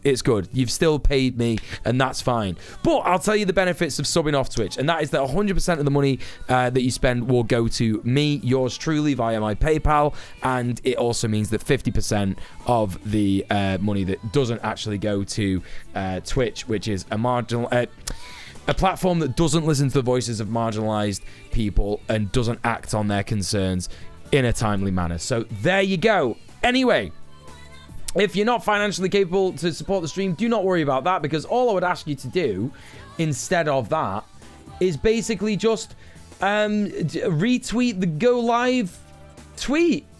And I don't know where that is, because here it is. Yeah. Retweet the Go Live tweet, because that means that more eyes will get on the stream. And if more eyes are on the stream, that means that potentially someone who is financially capable will be able to donate to the stream. We're very, very close, chat. It's only the second stream of December, the third stream of December. I'm not sure. It's the third stream of December, and we're actually already very close to hitting to the £400 mark. Really, really awesome. It means that if we hit the £400 mark before the middle of the month, we'll be having a double feature special Christmas movie night where we'll be watching Gremlins in the Discord, followed by a hilariously bad movie known as Christy, the First Female Reindeer. I don't know what the title is implying. If the title is implying that there's only ever been male reindeers, then that's incredible. Good for reindeers. I'm glad they were able to get so pregnant despite being queer, cis reindeers. Gumba Master, thank you so much for donating £5. Thank you so much for donating £5 off Twitch. Thank you so much for subbing off Twitch and supporting the stream. I appreciate that a lot. Or if it's implying that perhaps, all reindeers sort of, present male, and there are in fact, a lot of trans reindeers, which would be really cool, wouldn't it? Who knows what the title Christy, the First Female Reindeer means? I don't know what that means, but I guess we'll find out if we hit £400 before movie night. So let's get there and do that. And anyway, Discworld Dwarf vibes. That's right, T-Girl Char. Yeah, the First Female Reindeer could be trans. That's it. We're never gonna know. We're never gonna find out. We're literally never gonna find out until we watch the movie together in the Discord. So let's get us to £400 before the 15th of the month and make that happen. Anyway, what we're gonna do next, like I said, is we're gonna have a little lefty Twitter roundup. Now, I got a bunch of content warnings to write here, folks, so bear with me a little sec. Twitter news roundup, and let's have a little look at the content warning. So I know we definitely got fascism / anti-Semitism. We also got, I don't know if we got anti-Semitism. I think we got like violence. Yeah, for sure. Yeah, it's a big one. It's a big one today, folks. Let me tell you, genocide and fascism, violence, genocide. Some next one as well that I'm not sure. Hold up. Transphobia is another one, and I think that's it.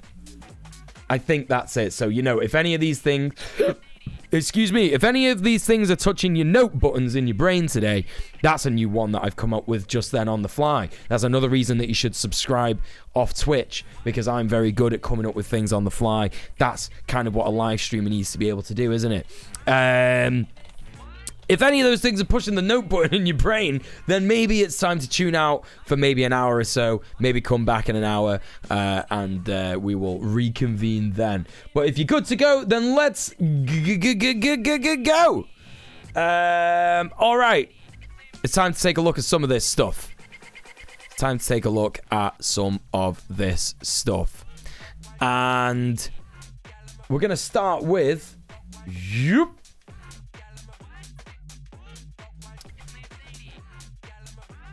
Well, I'm going to start with zooming in because already there's... there we go. Now chat can hopefully see Twitter as it is. So the first thing that we're going to take a look at here is China's Ministry of Foreign Affairs taking the BBC to school. So let's have a little look here. Apparently this is a question from Laura Kuensberg, who, if you don't know, is a piece of shit reactionary journalist.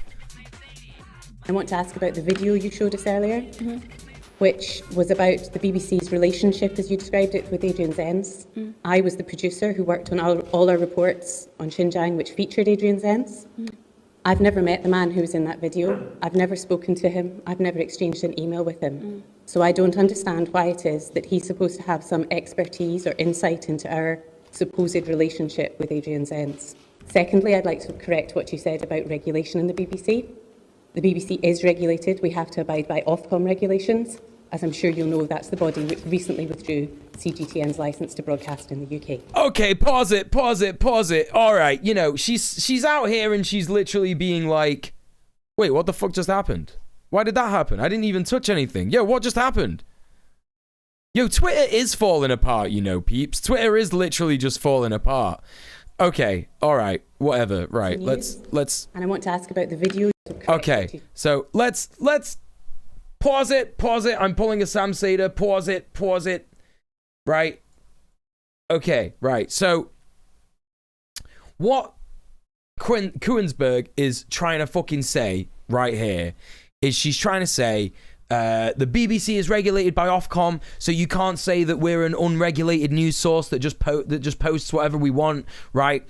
But what she fails to mention is that Ofcom is a corrupt organisation that is in fact run by Tory donors and also run by some people who were previous Tory councillors and Tory MPs. So, you know, she can sit there as long as she likes and says that the BBC is regulated by Ofcom, but in fact Ofcom is controlled by, you know, fucking Tories. Every single one of these like Ofcom is the Office of Communications, Office of Regulation Communications. Ofgem is the Office of Regulation of Energy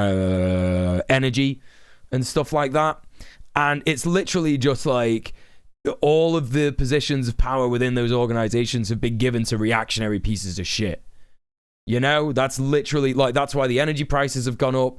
That's why, you know, the BBC just says what the fuck it wants and silences other, you know, organizations and stuff. And I wonder if the Ministry of Foreign Affairs from China is actually gonna, you know, talk about this. Yeah, Ofgem basically let all energy companies just make up their own caps. That's why I'm terrified to put the fucking heating on. Sub off Twitch. You know, like literally, like, you know, I put my radiators on one day last month. Yeah, one day for about 4 hours. Yeah, and my energy bill went up by about 30%.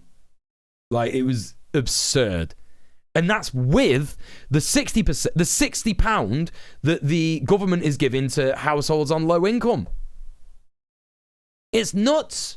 It's fucking nuts. It was probably about £40. Yeah, it was probably about £40, JMM. Yeah, but my energy bill, I think my energy bill last month was £80. Something like £80. It was £50 before. That was with the £60 from the government that they're giving us over the next couple of months. And previously, before the price rise, it was like just £50 anyway. Do you know what I mean? Like, just sort of like, it's just ridiculous. It's just ridiculous, honestly. Yeah, put all the standing charge on the bill. Yeah, it's It's just ridiculous. Anyway, let's see what the Ministry for Foreign Affairs from China has to say about Laura Kuenssberg being an awful sack of shit. Said about regulation in the BBC. The BBC is regulated. We have recently withdrew CGTN's licence to broadcast in the UK. Thank you. 我很高兴哈，今天你来了，那非常好，请我同事再把那段再放一下，放到那个出现了那个。Oh my God, she's doing a Sam Seder. She's like, pause it when the Twitter image comes up. 推特推文的那个地方停止哈，所以你应该找到答案。首先，这个人我也不认识，我是在 YouTube 上看到的，但是我觉得非常有意思。第二，你说你是 BBC 的 producer， 你不认识他，为什么会有？我觉得也很正常，因为他说 BBC 问他要，不见得就是你本人问他要，对不对？然后你可以看到，他是从郑国恩他自己本人的推特上。What does it say? The BBC commissioned my research. They asked the first time whether it could be done. I said no, too hard, too little evidence. They asked again. I said, let me see what I can find. Well, the resulting findings now total 17,000 words and 163 footnotes. 来看到的，因为郑国恩他自己发的推特说 BBC 问他要 evidence， 他觉得这很难，因为太少了，所以 BBC 去给他 commission 了。他又去找了更多的证据，所以这是。郑国恩自己的推文上说 BBC 来问他要的，但这个 BBC 是你呢，还是你的同事呢？这我就不知道了。这可能需要你们 BBC 内部呢再做进一步的这个调查，把这个事情弄清楚，就到底他的证据哪里来。Sounds good. 我觉得可能这样的话呢，对你们 BBC 挽回你们。She knows the reputation that Laura Kuenssberg has. That's so funny. 信誉呢也是有好处的。你还说到这个 BBC 的这个 Ofcom 的这个事情哈，这也非常有意思。的确 ，Ofcom 呢它是可以监管 BBC 的许多部门，但是你也可以给大家上课啊，也可以跟大家讲讲 Ofcom 有权利监管 BBC 国际频道吗 ？Oh, get her ass! I forgot about the World Service. 我们看到的报道是 ，Ofcom 可以监管 BBC 的国内的很多的部门，但是呢，它有英国的皇家特许证，也就是说。他没有权利来监管 BBC 的国际频道，换言之，就是说 BBC 国内频道，它如果播出了假新闻，它是要受到 Ofcom 的监管，会受到惩罚。可是它国际频道，它就不受任何的 incredible 肆意的炮制虚假信息，而不受到任何法律方面的监管和制裁。这就是我从。Yeah, it's literally right there. The BBC World Service is not regulated by Ofcom. Holy shit. Like, she didn't even have to go into the corrupt cronyism within Ofcom itself to burn Laura Kuenssberg, but also was like, yeah, you know, what do we get in China? We get the World Service, like just every other fucking country, right? You know, and I just Googled it. I literally just Googled it and it said that the BBC World Service is not subject to regulation from Ofcom. You're a lying sack of shit. Get fucked. 报道上公开的材料当中 So glad I studied Mandarin in college. I love hearing him getting roasted in real time. And Matilda Kraft says the Chinese is actually more brutal than the translation. Yeah, I wish I understood Mandarin. 可以看到的，但是的确，英国的学者大卫塞奇威克出版了一本书，叫做《假新闻工厂来自 BBC 的故事》，认为现在 BBC 实际上就是一个顽固的政治竞选。Shouts out to a hardcore political party in all but name. It has. She's right. She's doing it. 这种转变显然违背了皇家特许证中对他的要求，就是要保持公正和政治的中立。这也是导致假新闻病毒在英国蔓延。Fucking get her ass! This is so good. 而且呢，英国自己《每日快报》，这不是中国的讲的，也是有 BBC 的失败的文章提到了英国的。This is so good. This is so fucking good. Oh, wow. 这个民意调查发现，一半的人都认为 BBC 在新闻报道方面是有失公允的。这就是为什么我们觉得 BBC 面临着一个信誉危机，你们自己需要采取行动，做出努力来改变人们对 BBC 的这种印象。你应该以更多客观公正、符合实际情况的新闻来证明 BBC 可以值得信赖。Yeah, like, imagine the country that you have lied about for decades, calling them, like, you know, a dictatorship, a hardcore authoritarian communist regime. You know, they make up fake news and stuff like that, turning around and, like, just basically saying that you do all that shit, and also showing the receipts that you do all that shit. You know what I mean? It's fucking great. Yeah, she was prepared for that shit. She was prepared for that shit. That was so good. Yeah, has anyone checked on Laura? Oh my god, that's so good. Oh Jesus. Mr. Dank says, I'm sorry, but £40 for 1 day of gas or electricity. Well, yeah, that's sort of like an estimated average on how much it's costing to heat your home for 1 day at the minute. That's why everybody's terrified to put the fucking heating on in the UK. Yeah, so it's about £40 a fucking day. It's outrageous, you know? Anyway, so great little tweet there, great little video there from Daniel Dumbrell on, you know, Ministry of Foreign Affairs taking the BBC to school. Very, very cool. This is a cool thing that's going on, by the way. So Eli Ehrlich, I don't know much about Eli Ehrlich. I think that Eli is like a, she's an ally. She's a trans ally, or I don't know. Is she a trans ally? Or is she trans? I don't know. But regardless, anyway, she's a cool person. And Blair White has made a video, apparently, accusing her of the manslaughter of a living person a few weeks ago. And so she's going to sue her, which is great. I think that this is good. I think that this is very awesome, and I think that this should be happening. And I think that if you have any extra money after supporting me, Donald Mule, to live, right, then you should support this GoFundMe to help Eli Ehrlich sue Blair White. That's there in the chat. You can check that out, and you could go and help out our friend and ally Eli.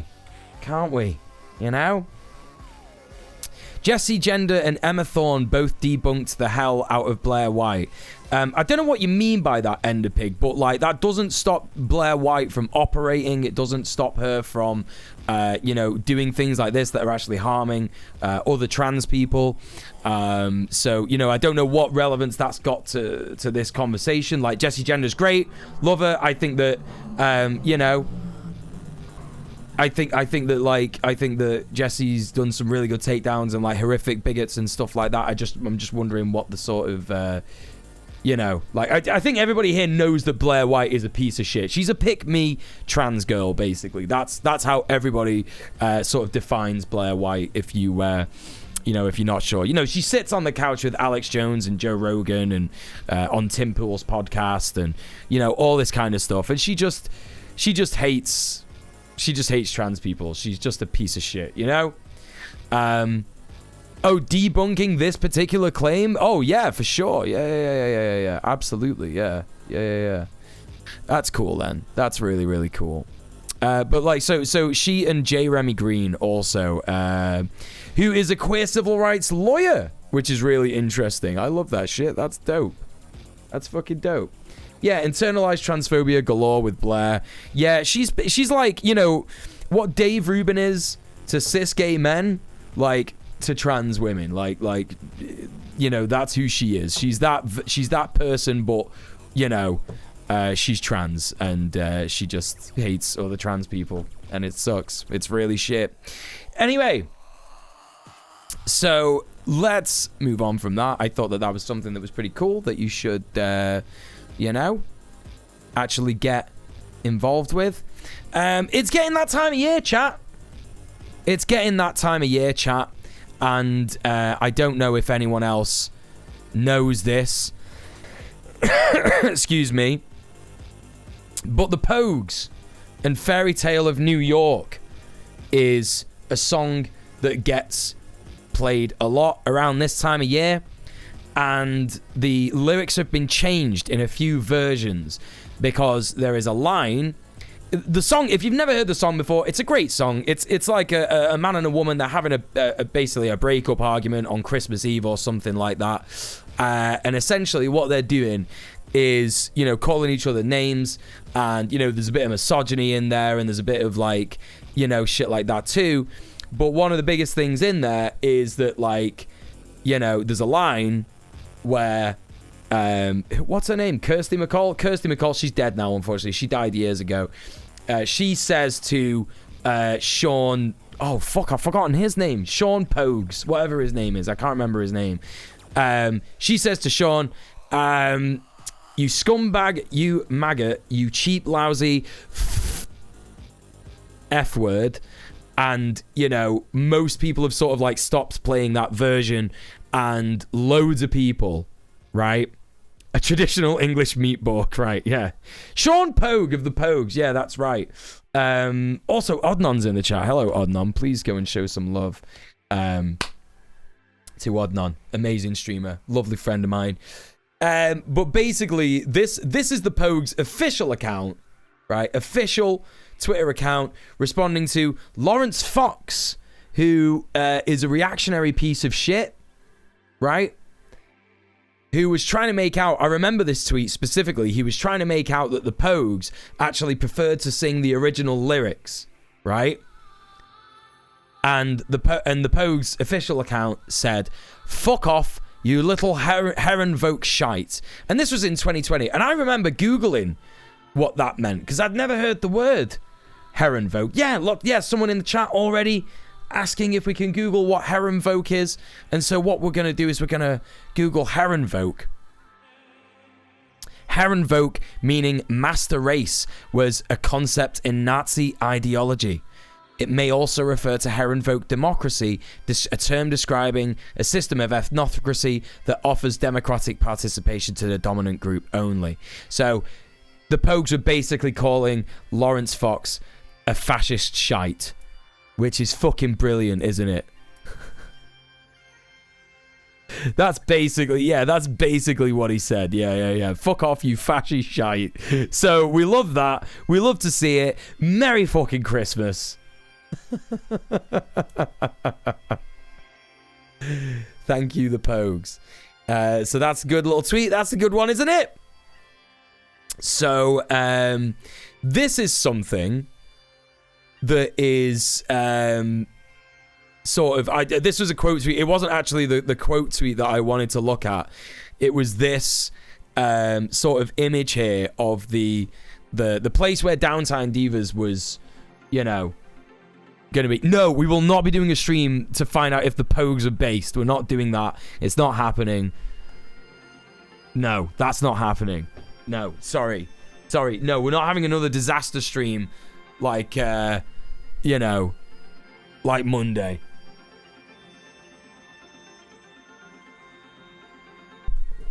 Is the Pogues based? Anyway, right, listen.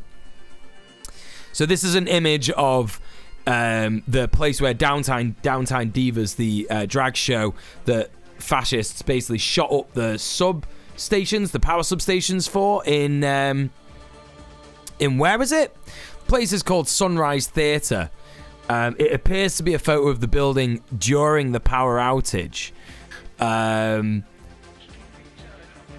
Oh, North Carolina, that's where it is. Yeah. So, I think it's important to point out that the drag show went on anyway. God will not be mocked to the people who are mocking God by using him to justify turf shit. Right, exactly. It's so ridiculous. Yeah, this is what they tagged. They tagged Sunrise Theatre and they said God will not be mocked with a picture of like the theatre in the you know, in the fucking dark. But it went on anyway. Downtown Divas continues without power. And this was on Yahoo News. So it was kind of like... there's no pictures of inside, unfortunately, which really sucks. But there is an article here that we can take a quick look at. When asked during a Sunday press conference if the attack on the power grid was in response to the drag show at Sunrise Theatre, Sheriff Ronnie Fields said they had yet to find a connection. Organisers of the show said last week that far-right activists had tried to shut down the event for weeks. Organisers responding to threats of violence ramped up security for the Saturday evening event with private security and the Southern Pines Police Department monitoring the event. We've taken security very seriously. Excuse me.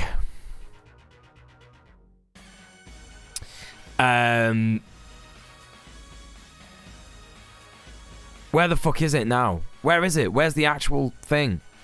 Oh, here we go. Naomi Dix, a Durham-based drag artist, hosted the drag show. She said that despite the power outages, the stage still shined. When the lights went out, Dix asked the sold-out crowd to illuminate the room with their cell phone flashlights as she led them in singing Halo by Beyonce. Fucking brilliant. It was a beautiful moment, Dick said.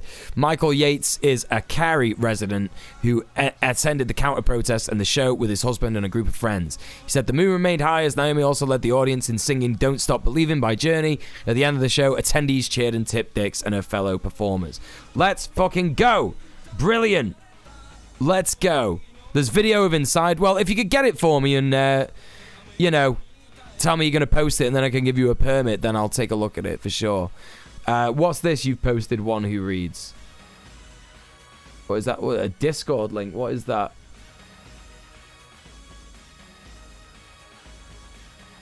Yeah, that's not going to work anyway. I don't know what you've tried to send me there anyway, but you posted a tweet about this from Ben Carollo in the Discord. You could just post it in the chat. One who reads. I don't make a habit of like going in Discord. You know? Anyway. Here's the first thing, right? One of the first commandments is do not take the Lord's name in vain. Also, there's a whole thing about not judging people. Why are conservative Christians so fucking bad at understanding what that means? Yeah, I mean, Discrotta, like, what you have to remember, yeah, is that the hypocrisy means nothing to these people. They know that what they're doing is wrong, right? They're just using God, the Bible, Jesus, the Holy Ghost, whatever you want to call it, as an excuse to be pieces of shit. It doesn't mean shit. This is why debate bros are fucked, right? This is why debate bros are the worst people on the left, because they think that you can own these people with hypocrisy. You can't. They don't care. They know that what they're doing is fucked. You know, and they're just going to keep doing it regardless as to whether you've debated them in the marketplace of ideas and owned them with facts and logic. It's just not going to happen. You know? Yeah, not like literally the majority of them have never opened the Bible. The majority. You know, I, on the other hand, have actually read the Bible front to back. I did it when I was like fucking 15 and going through a bit of a crisis. But yeah, you know. Also, hey, Almost Elise, welcome to the stream. How you doing? So, yeah, I think it's important to remember that. That's also why the revolutionary preachers and liberation gospel, because the Bible supports leftist ideals more than fascist ones. Yeah, they do. Yeah, it does. It literally does. Literally does. Anyway, that's the bit about downtown divas. I love that. That's great. This bit is shit. This bit is a shit thing to watch, so this is really shit, and I hate this guy. I forget his name, Nadam Zahawi, I think his name is. And let's listen to what he's got to say to nurses who are striking for better pay. You know, you're talking about not chasing inflation. For lots of people who are on low-pay jobs, they're not chasing inflation. They're trying to get a pay that is matching the cost of living because they're looking at their shopping bills going up. They're looking at their energy bills going up. They want a pay to be reflecting how much more they're having to spend on things. It's not about embedding inflation for them. It's about surviving. Of course, and absolutely, which is why the Chancellor came to the dispatch box and delivered a £150 billion energy package. By the way, if you take that into equivalence, that's the equivalent of the whole of the NHS to support people's households. Otherwise, their energy bills would have spiked. To support businesses, as well. The money we're putting into helping those most vulnerable, the 8 million most vulnerable households, is significant. We have to come together. This is not a time to be divided, to, I hope, send a very clear message to Mr. Putin that he can't use energy as a weapon in this way, and we will remain united, which is why we've accepted.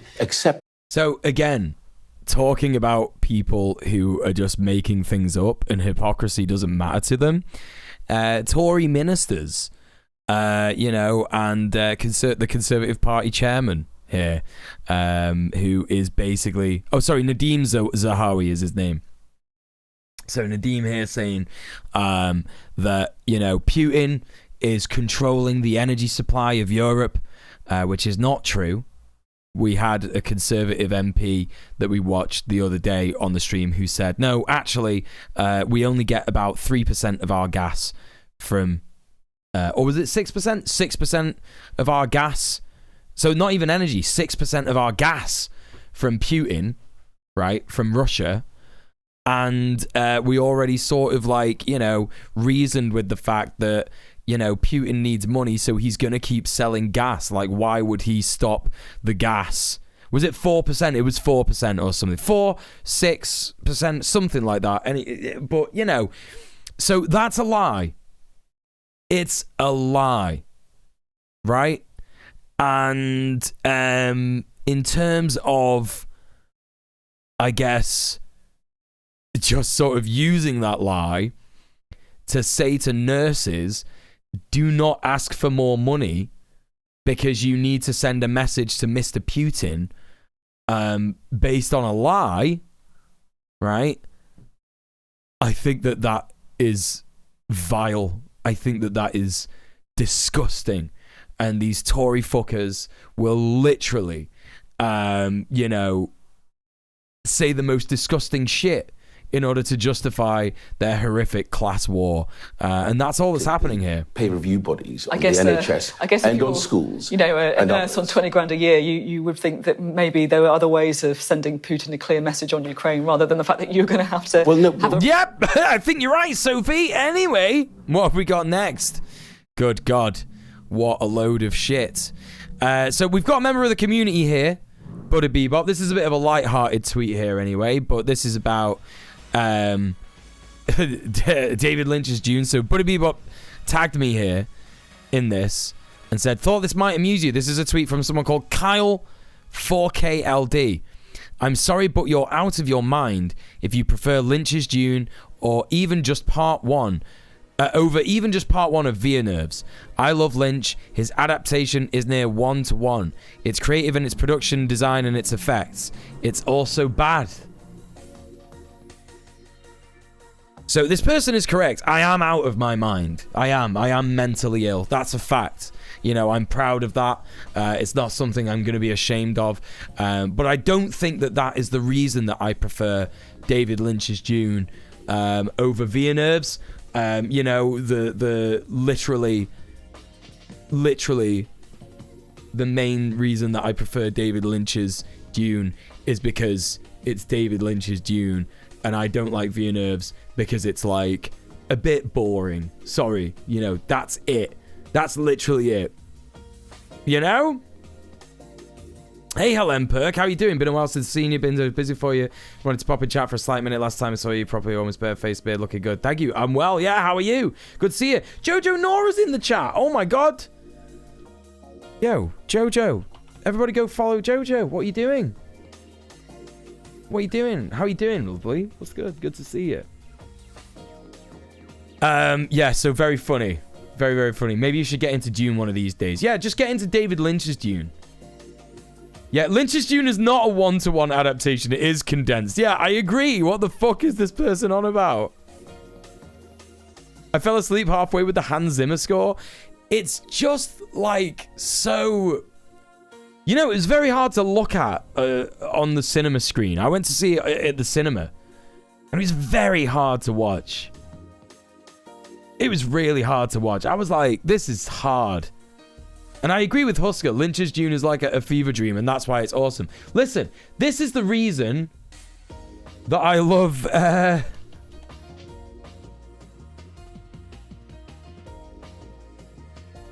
This is the reason. It was very hard to look at. It was very hard to look at. This is the reason I love David Lynch's Dune. Right here. Chat.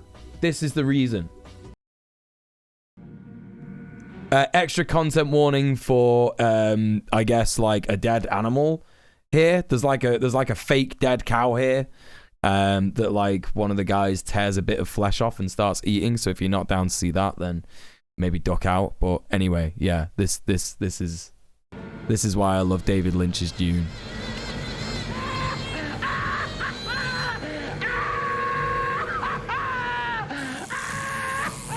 Okay, chat, like hear me out here.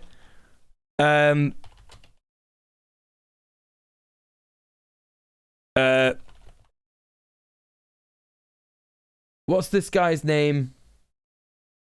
Right, so, you know.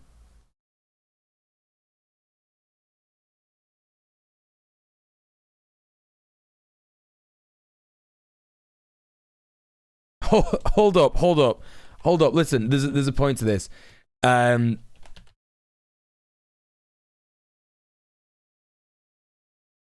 Right, so, listen. Listen.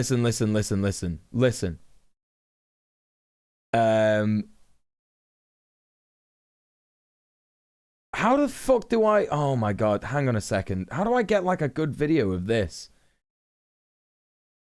Is this it? Is this the one? Oh, what's happening? Oh my god, what's happening?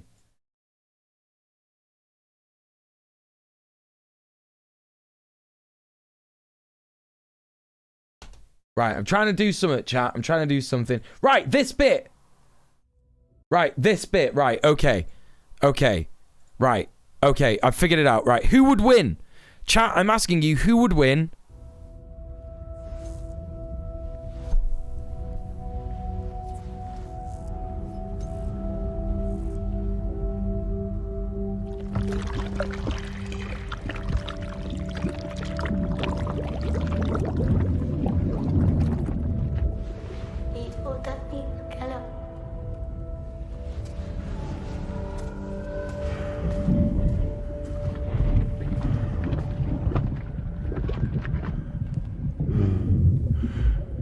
We chased them into a Coriolis storm. Winds at 800 kilometers an hour.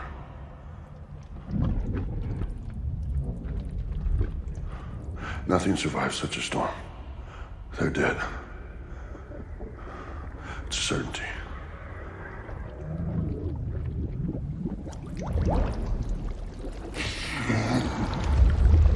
So it's done, fine. Okay. Boring. Yeah, thank you, JMM. I'm falling asleep.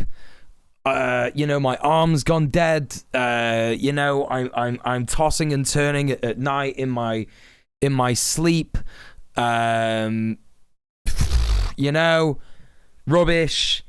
Just so ridiculous. Okay, who would win, that or this?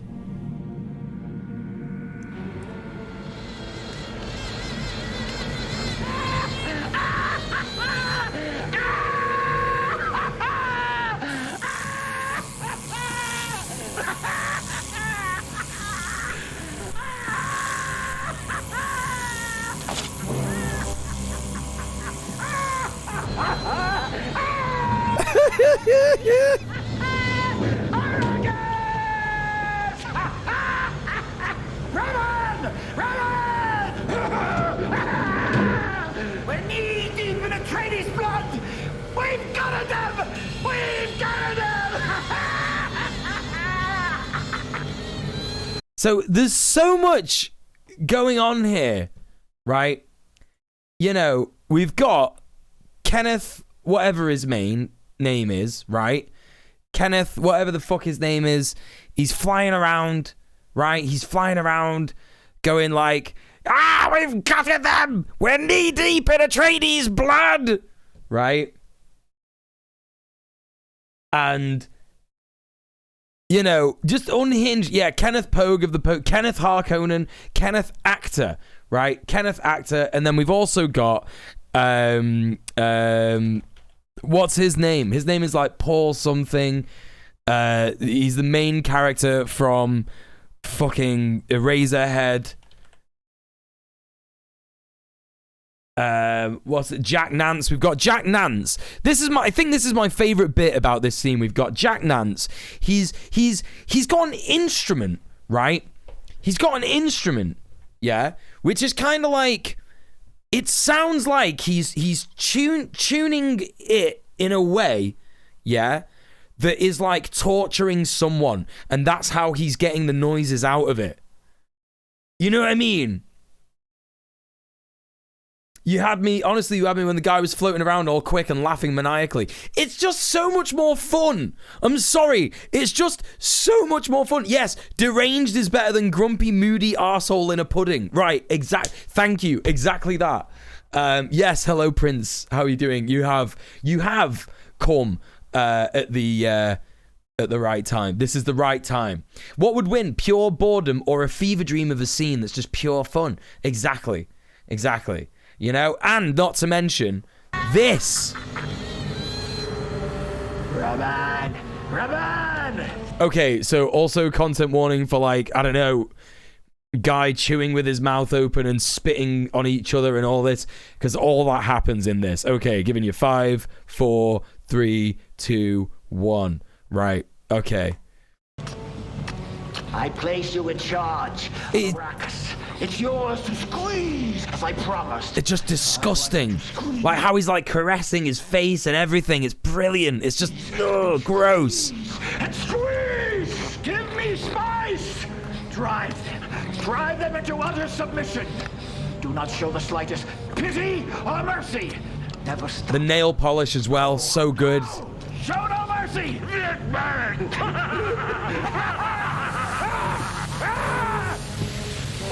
And he's like screaming so much, he's going so red. You know, the guy could have given himself a fucking aneurysm acting like this. You know what I mean? It's so good. And he just pushes over a slave as he goes. He's like, ah! Like, just brilliant. And then this, and then you've got Sting.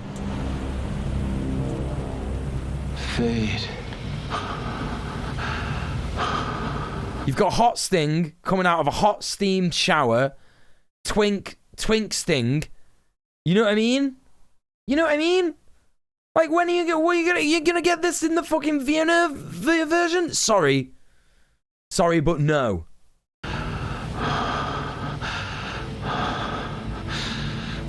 And when we've crushed these people enough, I'll send you Fade. Lovely Fade. What's even weirder about this bit is that that's his uncle. So it's also extra fucked up. It's like, oh my god, this guy has just got like levels of disgusting grossness. You know what I mean? Yeah, Toto's score was so memorable. Was so fucking memorable. Yeah, there's that one scene, yeah, like, right, check this out. This one scene, yeah? Where they're like riding the worm. Hang on. Riding the worm. Dune 1980. Why has it got loads of different years? It was 1984. Conquering Shai Hulud. Like this scene with the score.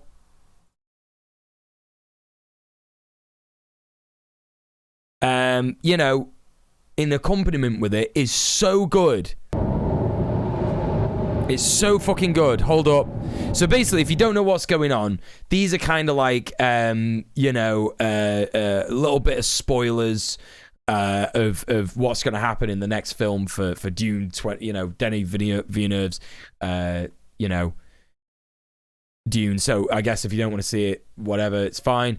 But this is literally this is so good that what they do is they train up Paul, the what are they called? They live in the sticks or something. They're the indigenous people of Arrakis. I can't remember their name, but they teach Paul Atreides how to like ride the Shai Hulud, the sandworm, the desert worm.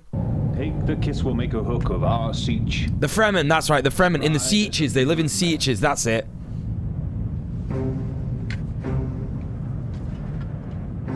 Like my only problem with the David Lynch version is that like all the Fremen are like white.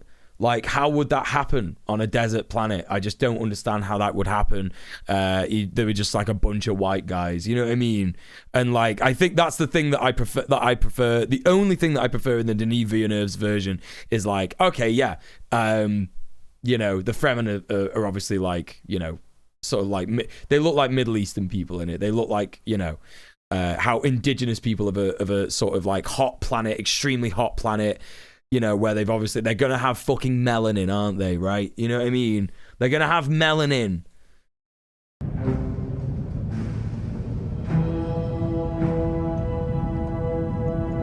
Hey, Johnny, what's going on? Shai Hulud.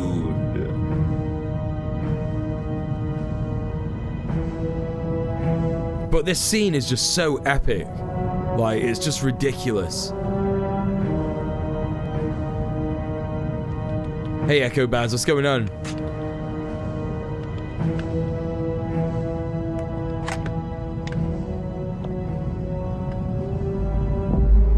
So he's putting in a thumper. Yeah, it's Big Ed from Twin Peaks. Yeah, David Lynch gets all of his actors to come and play parts in all of his films. Yeah. Yeah, there's also other characters in this from Twin Peaks as well. Well, technically, it's Ed from Dune, because he was in this first, and then he got him for Twin Peaks. Big Ed.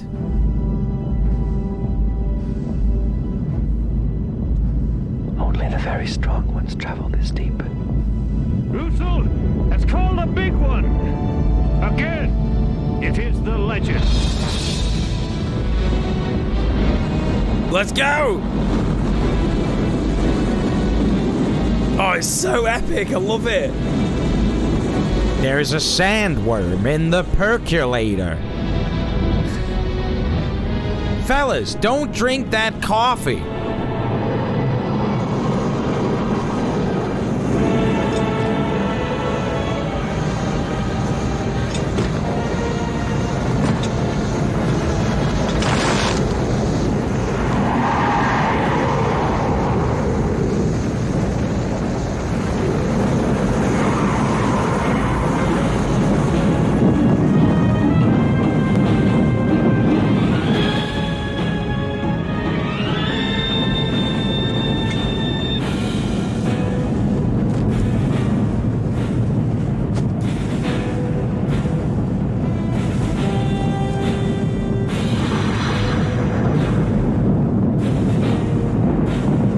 No, I unironically enjoy this movie, Echo Baz. Yeah, I unironically enjoy this.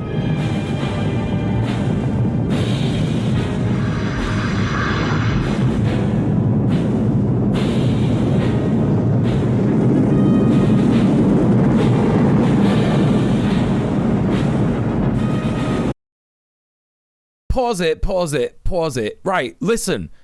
Also, yeah, in Denis Villeneuve's version, right, the sandworm, the Shai Hulud, yeah, they don't even have the worm sign with it. You know, worm sign, whenever they say, like, we've got worm sign and shit like that, right?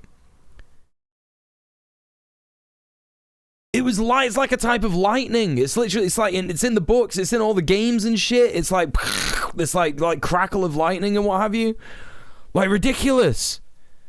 I'm just like, what the fuck? Also, hi, Bloodcarved Beefy and Conan Invincible. It is really fun. Absolutely everybody should watch David Lynch's Dune. It's so fucking fun. Yeah, we watched this on movie night. We actually did. Yeah. We watched this one movie night. Another reason why you should, join the Discord, basically. Anyway.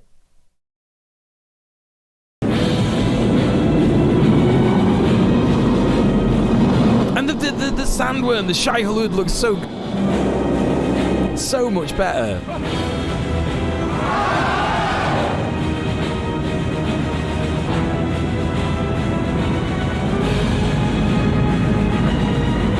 Well, yes, Husker, that's right. Yeah, so David Lynch does hate his version of Dune, but the reason he hates it is because they didn't get enough time for the production. And David Lynch hates that in general. He likes to make films where, so he talks about it all the time. Like I've seen like behind the scenes documentaries, like especially in the last season of Twin Peaks, he, you know, he basically said we didn't even have time to get dreamy, right? And that's what he says in his productions all the time to his actors, to his production team. He's like, we want to make it dreamy. And what he means by that is that they spend days, like I'm talking fucking days, getting the lighting right, getting the set right, dressing the set, making sure that all the actors can be completely immersed in this very dreamlike, wonderful reality. And he gets his actors to spend a lot of time on set, sort of like acting out their daily lives. How would Lynch have sounded saying that? He probably would have sounded something like this. We didn't even get a chance to get dreamy, Coop. Something like that. You know, and that's what he loves. That's what he loves in his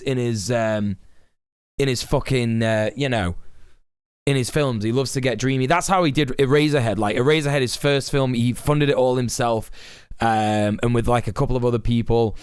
And they spent so long in the production, and that's why it has this like incredible dreamy quality. You know, he shot it in black and white as you know, on purpose, in order to like literally be like, you know, I don't know what the word is, but it gave it a sort of different feel than what it would have been if it was, you know, color. Is Eraserhead worth a watch? Absolutely.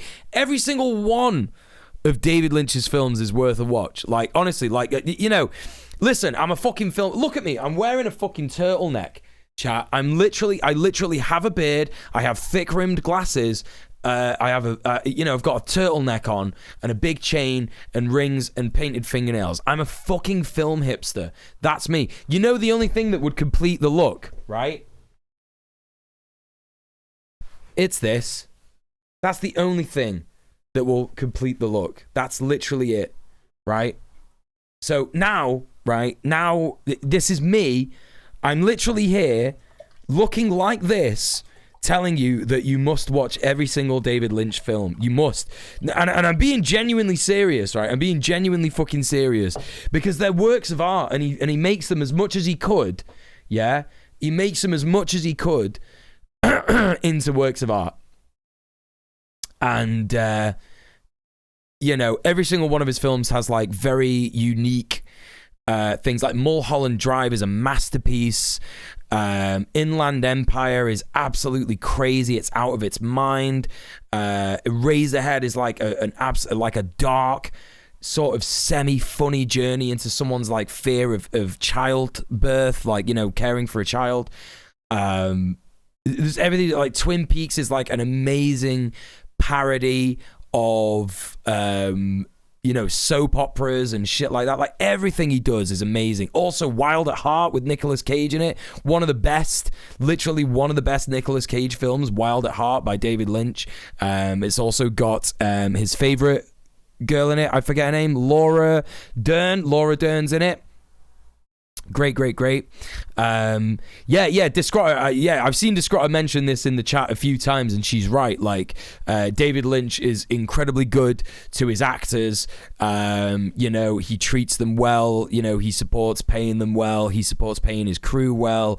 And, you know, he understands a lot of the sort of like struggle of marginalized people in terms of like, you know, he's very like queer accepting, he's very trans accepting, even though, you know, David Duchovny played a trans woman in his in his Twin Peaks, but like the sort of everything surrounding the existence of, like, you know, a trans woman as a character in Twin Peaks is sort of like done like very well for the time. Like, literally, like, David Duchovny shows up, the character he plays, I can't remember her name, but like she shows up and Coop is just like, hi, and just treats her like a normal person, just literally treats her like a normal person, even though people are being like weird around her and stuff.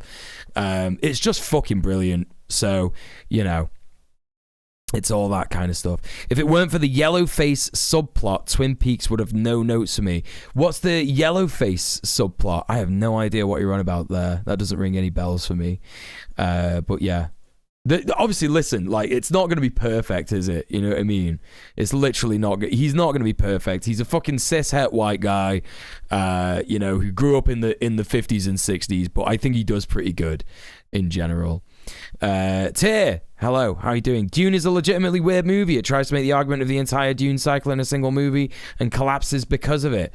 Yeah, I mean, again, this is just what we're talking about. I'm not going to repeat what I said because I'm not doing that. But anyway, yeah, let's continue. I was trying to demonstrate how good this is, right? It's literally like, this scene is so fucking epic, like so fucking epic. When he gets him to when the Fremen are teaching him to you know, ride the worm.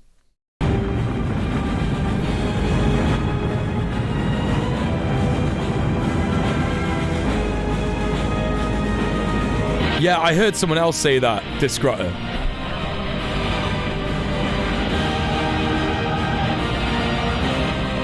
Like, listen to that. It's so good. Like, and this is the most replayed bit of this fucking scene. It's so good. Like, he just jumps up there and then the Toto fucking guitars come in, you know?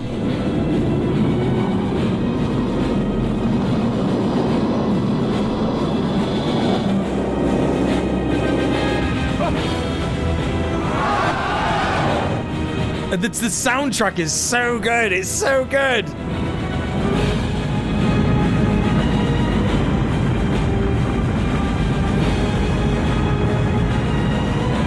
This VOD's gonna get obliterated on YouTube.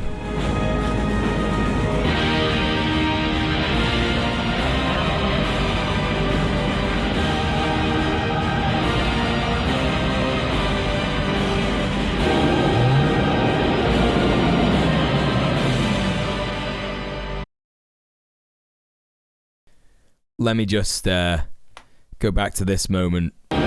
Hold up. They're gay. They're gay, aren't they? That's the main thing about this scene. They're gay. And I love that for them. You know, they're gay. And that's great. We've got a daddy and his twink riding a worm together. You know. So there you go. They were fucking this whole time. Yeah, I agree. Yeah. Kissing. Okay. Anyway, right. Yeah. Okay, right. We're moving on. Listen, anyway, if you want to get pissed off for anyone for giving me a Dune Stunlock, you know, it's you know, it's Butter Bebop. Butter Bebop tagged me in that tweet, and that's the problem. So you take it up with Butter Bebop, okay? Anyway, right. So the next thing that we're gonna check out on Twitter.com. You know, Twitter news roundup, is I stumbled into Lib Twitter the other day. I stumbled into Lib Twitter. And, you know, because I saw the thing that was trending, it was lock him up, right? It was lock him up. Now, listen, I'm no Stalinist or Maoist apologist. I'm not.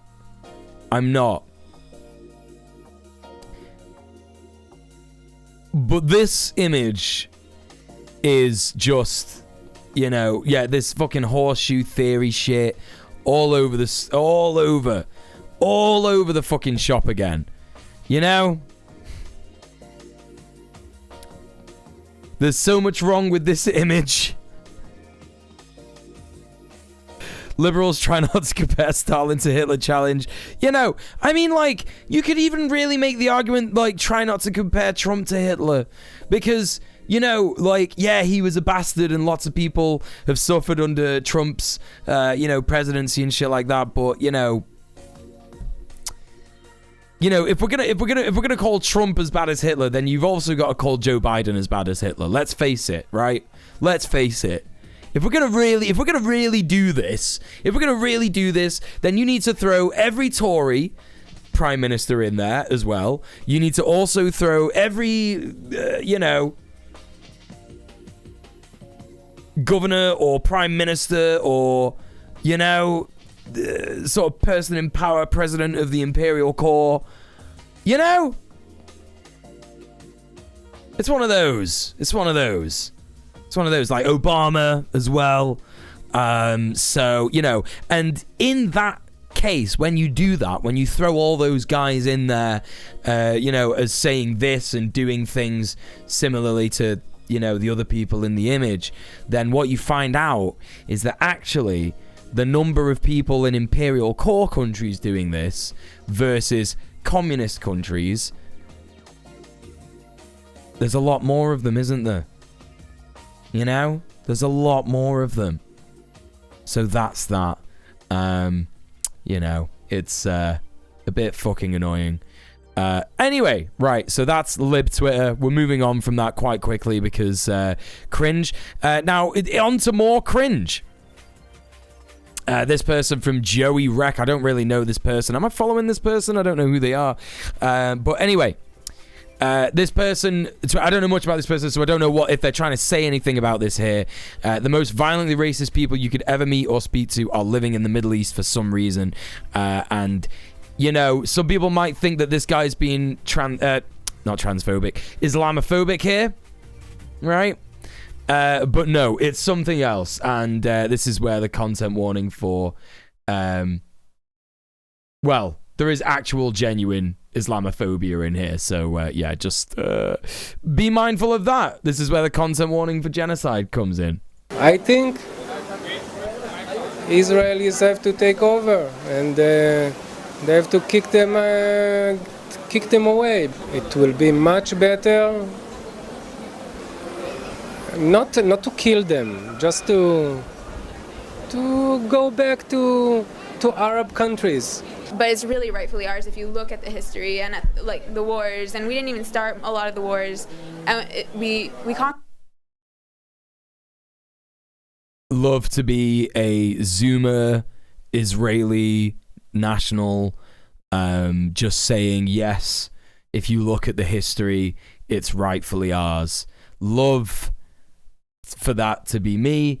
Looking at the history. If you look at the history, and by history she means, Israelis have to. When she's saying history, if you look at the history, what she means is a made-up book, right? That someone made up 1,000 years ago, maybe even 5,000 years ago, or something like that, and it's not good, is it? It's not good. This is why I'm a little bit suspicious of the original tweet Discrotter, because it's not I don't think it's fair to say based in the Middle East. I think the framing of this the most racist people in the world are in the Middle East. It's no, come on, we're talking about Israelis here. You know what I mean? It sounds like an Islamophobic tweet, but that's why I was saying that. But I think the broader thing that we need to look at here is the abhorrent genocidal racism of these colonialist settlers. That's legit. It's the colonialist mindset, isn't it? You know what I mean? Yeah, if you look at what my government says, my government is right. And we conquered these places rightfully, it's ours. 1,400 years later, we come back. Now, I'm not saying that we can blame the people living here for what happened, but you gotta accept that that's some kind of divine justice, that their great-great-great-great-grandfathers kicked my great-great-great-grandfather out of here. What's your source for that, pal? Where's your source for that?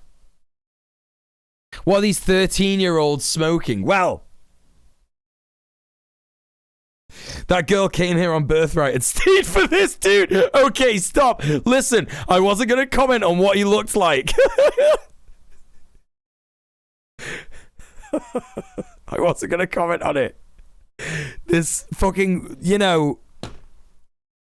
this little prick, right? This little skinny twink fuck, right, is out here just being like, it's divine justice. You gotta say it's divine justice, bro. Like, yeah, it's divine justice. Like,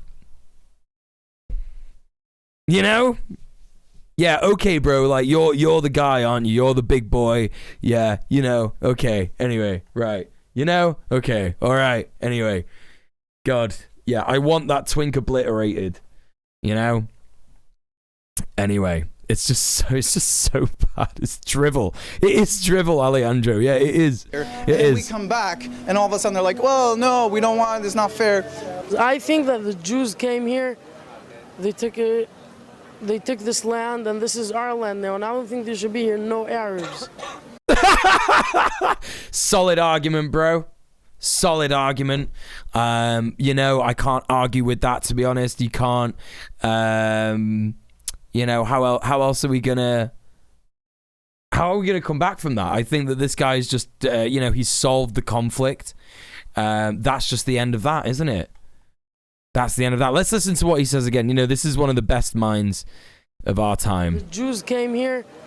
They took this land, and this is our land now. And I don't think there should be here no Arabs. Like Arabs, we gave them Gaza. They should go live there quietly if they want. They should go back to Iraq. I don't know, to wherever. Go back to Iraq, he says.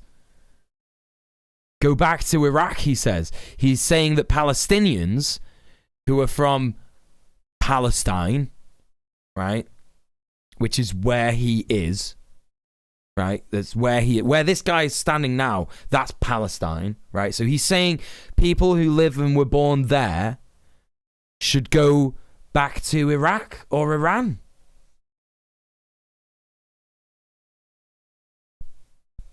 All right, Dave. See you later, mate. See you later. Let's see what some more folks have got to say. So, I think this person is French. I can't remember. I may think that we need to.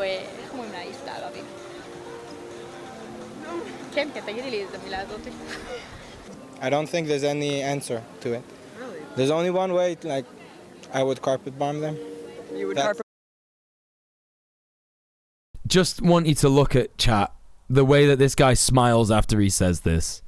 I just want you to look at like the Israeli nationalist conditioning that happens. Like this is what happens. This is the result of this, right? Really? There's only one way. Like, I would carpet bomb them. Carpet bomb them.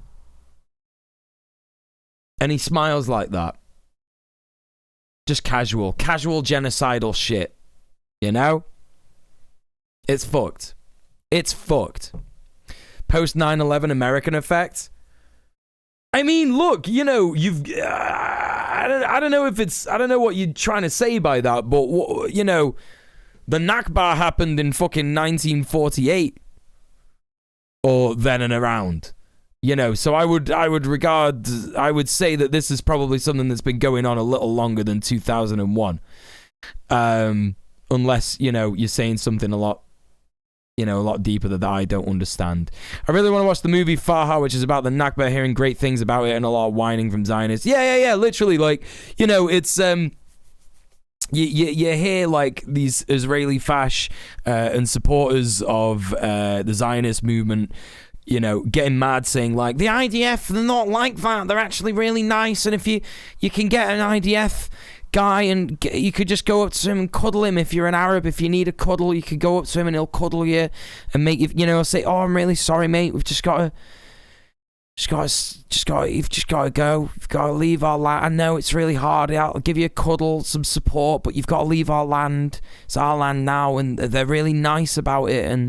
And if you Google IDF soldier kills, like, let's just try this on chat. This might not work because this is something I previously Googled this week. But if you Google IDF soldier, well, you know, one of the first thing that comes up for me is IDF soldier kills child because I've searched that. But let's just try and see, you know, IDF soldier kills, well, this isn't even in my recent searches. IDF soldier killed 8-month child. Israeli soldier kills child. Israeli soldier killed boy. Israeli soldier killed journalists. You know? So, you know, are the IDF really a kind of, you know, kind of guy that you can just go up to and have a little hug from? Affect, not effect. Okay, that's my bad tier. I struggle with the differentiation between those two. His body language, well, he casually proposes a justification of mass murder. Right, okay, so like similar to that. Sorry, you're too smart for me. I'm sorry that I called you out. You were right. Anyway, let's move on. So yeah. You would carpet bomb them? It's the only way you could deal with it. Like, or try to stop them a different way. It never worked. You got me, Tier.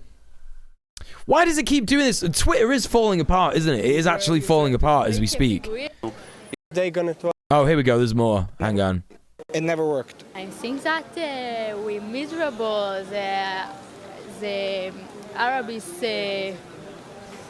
make a piguim and we need to kill Arabs. No. You know, like, I think, like, sort of the broken English didn't really serve her there. Because, you know, trying to talk about this stuff, right? Trying to talk about this stuff and, like, looking for, like, the right English words and stuff like that. Like, she's French and she's, like, trying to, like, you know, actually find out what the right words are. She's just like, the Arabs make a terrorist attack and so we should kill Arabs. And it is like, well, you know, that's why they try and break it down to be as fucking basic as that, because that means that loads of people can understand the genocide. Do you know what I mean? They can accept the genocide. Like, they try and make it like that. It's like, oh, Arabs are just terrorists. Do you know what I mean? And another thing that you have to notice, folks, right, is that they never call them Palestinians. Have you noticed that so far? They don't call them Palestinians. It's very, very, very rare that they call them Palestinians. They call them Arabs. And the reason they call them Arabs, and Norman Finkelstein said this, Israel is a crazy state. It's a war-hungry, crazy state. They're always talking about who should we go to war with next. Should we go to war with Jordan? Should we go to war with Iran? Should we go to war with Syria? Should we go to war with Egypt? And it's in the fucking papers in Israel all the fucking time, right? Because it's not just about Palestinians. You know, people think that, like, you know, oh, well, when the Palestine genocide has happened, then they'll just stop, right? No, they won't. They'll start invading the fucking Middle East. That's what's gonna happen. Like, if you think they'll stop at Palestinians, you're wrong. You know what I mean? Yes, exactly. And they think that they can behave that way because they know the USA will back them. Because it is literally just a fucking military base in the Middle East for the USA. That's all it is. You know what I mean? Jesus fucking Christ. The Jews should have rights to hate them. I think we have the right to hate them. I don't. And again, you know, like, they talk about supporting Palestine and criticizing Israel as anti-Semitism. But how can you sit there and say Jews have the right to hate Arabs? And have that be like the main message of your government, yeah? Like the main message of your nationalist government, because they say this all the fucking time, by the way, chat, and not expect that to be like extremely, like, seen as extremely anti-Semitic by pro-Palestinian Jews. You know what I mean? Yeah, Germany as well. Germany backs them. They just have to ask for heavy weaponry and Germany will gift it to them. Yeah, I think that that's something that we really have to be mindful of. And it's something that I've also, you know, been more mindful of since Lorelei's been in my community and more Germans have been in my community who are leftists, is that, like, you know, the German state has such a close relationship with Israel because of the Holocaust, right? So Germany is like, right, we have to support Israel. We cannot allow support of Palestinians in Germany. It's just not allowed. So we have to just bow down to every single one of them. You know what I mean? It doesn't matter like who is talking to us from the state. Yeah, you know, if they say we want weapons, if we want rockets and shit like that, just give it to them. And it's just extremely fucked. Like, you can get fined, innit? Like I was saying this to my comrades at the tenants union today. You could get fined in Germany if you know, talk about support of Palestine. You can literally get arrested if you're a pro-Palestinian activist. It's fucked. It's just extremely fucked. So, you know, anyway, let's listen to what the rest of these guys are saying. Oh, it's fucked. That's it. Twitter's over, folks. Maybe. I don't know. Maybe something happened. Maybe this happened too long. No, here we go. It's playing. No. I think another thing that the Jews should have rights to hate them. I think we have the right to hate them. I don't see a reason why not. I wouldn't trust any of them. אין מצב שיהיה פה שלום בארץ. אי אפשר לעשות איתם שלום, הם תמיד שונאים אותנו. אם אי אפשר...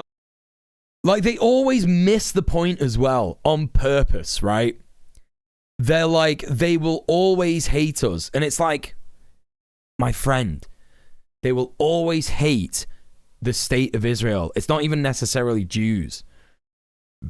You know what I mean? Most pro-Palestinian activists and even Palestinians themselves understand it's not the everyday Jew that, like, hates Arabs and Palestinians. It's just not how it fucking works. They have this, like, absurd idea that Ishmael and... Who's the other guy? There's, like, Ishmael and... the other one, Ishtar or something, I can't remember, but in the Bible, in the Old Testament, there's like two brothers who have an argument, and they say that one of them went off to make Islam and the other one went off to make Judaism. And it's like, dude, it's nonsense. That's like pseudo historic religious bollocks. You know what I mean? And it's like, oh, that's the reason that Arabs and Jews just hate each other. Isaac and Ishmael, right? Yeah. You know, they think that story, you know, is the whole reason that, like, yeah, just Arabs and Jews just hate each other naturally. It's what happens. It's because of pseudo historic religious nonsense. And it's like, you know. But listen, like, you know, you just have to look at this, like, from a very simple point of view. Palestinians would have let Jews settle in Palestine if they wanted to before all of this. You know what I mean? It's absurd. It's absolutely absurd. You know, yeah, Israel's origin is the Nakba. Yeah, literally. Literally, it's so fucked. I'm going to read what Husker's saying here, because I know Husker is an anti-Zionist Jew. Zionism is fundamentally anti-Semitic. I could go digging through quotes if I needed, but a lot of the early Zionists had absolutely internalized anti-Semitism in their colonizing ideology, saying this, like, Jews anywhere but an ethno-state are a people without a culture that sap from everyone else. They hated and still hate the diaspora. Right, yeah, of course. Of course, yeah. Yeah. It's fucking shite. Yeah, it literally never says that Ishmael fucked off and made Islam. Yeah, it's just nonsense, you know? That the specific debate is why I deconverted. Yeah, it's so bad. It's so ridiculous. Yeah, Muhammad was alive 1,000 and 1,400 years after Abraham was supposed to exist. Well, what they're saying is that, like, it's not that one of them went off and created Islam. It's that, like, they were still Jewish, but they went off on another road, and that road ended up, like, you know, the people who followed that road ended up being the people who founded Islam. They were the Jews who were like, oh no, it's Islam actually now, you know? That's kind of their argument, but again, it's still fucking bollocks, right? You know? It's just so stupid. The same way that Jesus claims descent from Abraham, Muhammad claims the same. Yeah, for sure. That's right. You know. Anyway, so let's continue. Without getting into the, you know, fucking pedantic nature of discussing religion and various religious texts, let's crack on. לעשות שלום והמצב ככה לא יכול להישאר, אז צריך לטפל בהם בדרכים אחרות, אין מה לעשות. I think we should give them a country if you're doing any problem, you just go in there to give them a country, and then it's going to be a war between countries, you know? So this guy sounds, right? This guy sounds like he's going to have, you know, a sort of maybe misguided opinion. Yeah, they had a country and he's standing on it, but like, you know, he doesn't understand that from the brainwashing, so it sounds like he's going to come up with this like maybe half-assed liberal idea, which is probably better than the majority of ideas, which is just genocide them. And it's like, yeah, give them their own country. And it's like, oh, okay, well, that's a start, right? That's a start. But then he finishes it with, if there's any problems, then it'll just be a war between two countries. My friend, what do you think is happening right now? What do you think is actually the situation? What do you think is going on now? What do you think that this is? You think this isn't a war between two countries? You think this isn't a war between two states? Like, come on. Like, what the fuck are you on about? If they're going to throw rockets, we're going to throw one big one and done. Okay, Echo Baz, I don't know what the fuck has happened between you and Husker, but you do not bring stuff that is personal grievances with other chatters into my stream. Have a 24-hour timeout. That is a really, really inappropriate thing to do. Don't do that. Have a think about that. Come back tomorrow. Try again. You can DM me about that if you want, Husker. Okay, right. So, that was fucked, wasn't it, chat? Wasn't that horrible? Also, hello, Wasagan Inini. That's why you shouldn't watch Sons of Anarchy. I don't know much about Sons of Anarchy, but I've heard that it's a bad, problematic show. So anyway, that's that. But let's move on anyway.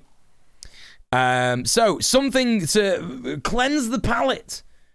After all that, should we have a look at this? Okay. First question. Wait a minute. First question. Is it coming home? It's coming home. Free Palestine! Yeah! Let's fucking go! So good. The only good English football fan. Well, you know, there's been a slightly, right? There's been a slightly sort of based understanding of human rights and the Palestine genocide and shit like that since the World Cup in Qatar. It's really interesting to like watch this happen. You know, a lot of football fans that are sort of like, you know, it's worrying, like if someone follows football in the UK, you might be worried that they're like a reactionary, like a gammon and stuff like that. But it seems that football fans are like getting more based. Liverpool is notoriously based. Yeah, they have a lot of based supporters. They're not without their problematic supporters, don't get me wrong, but stuff like that. You know, so important, literally important to, you know, to remember that. But yeah, anyway, we've got another thing here, unfortunately. We got some transphobia out here, and I want to know what she says, because if you know this woman, she is part of a duo that were on telly called Kim and something else. I don't know.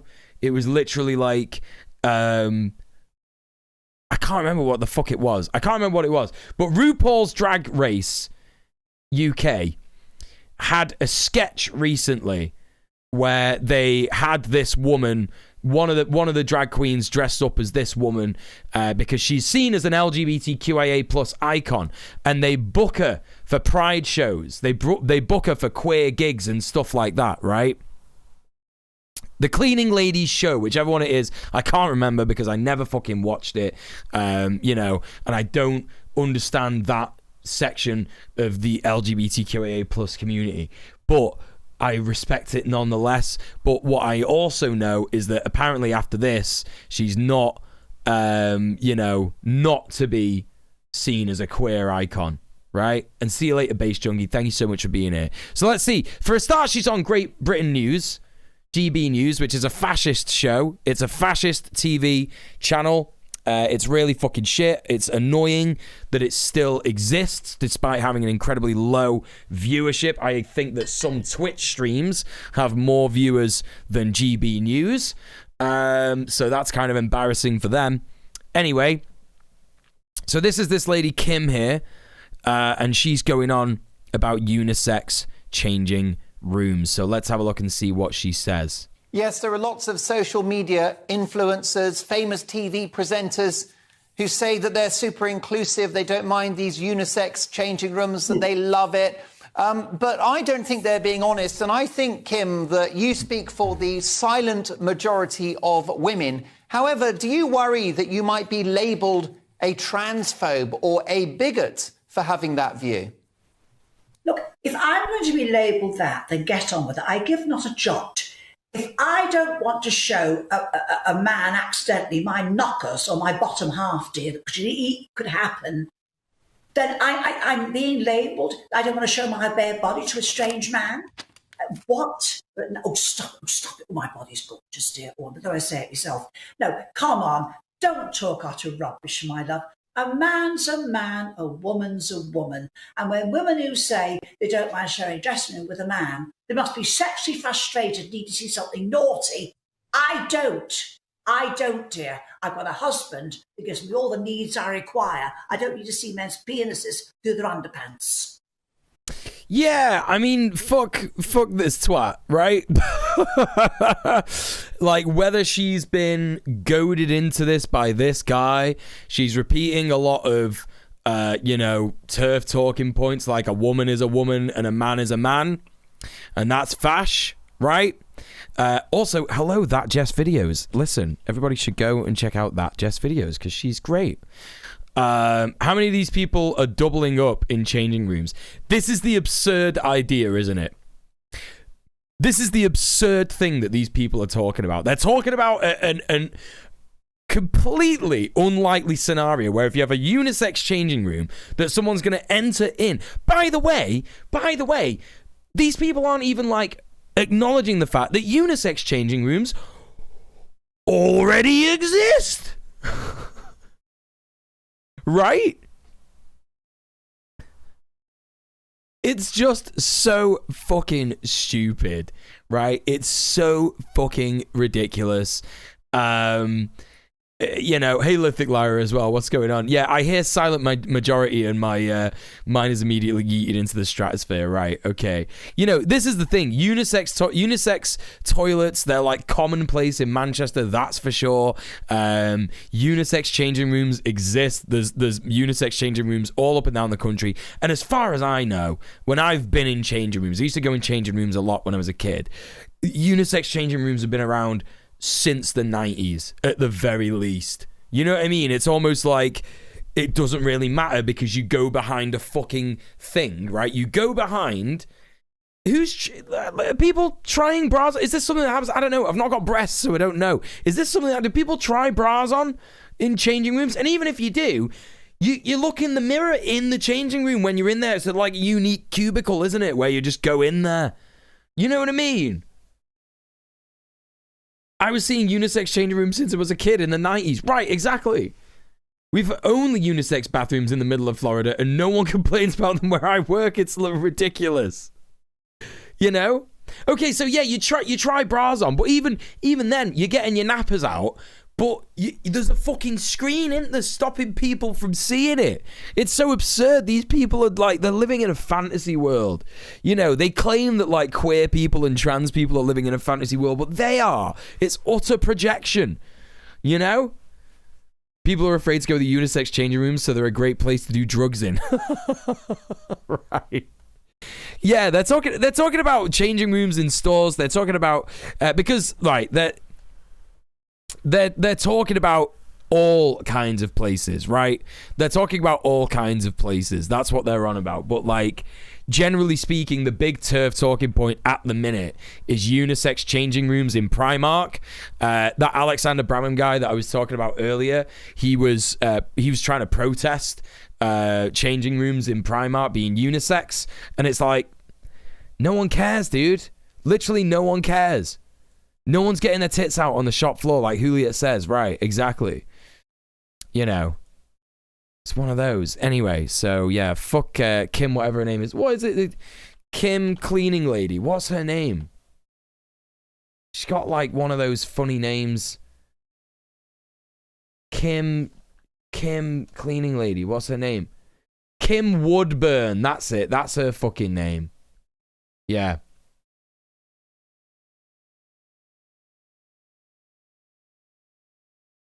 So there you go. There you go anyway. Right, okay, yeah, so nonsense, more nonsense. What else do we got here?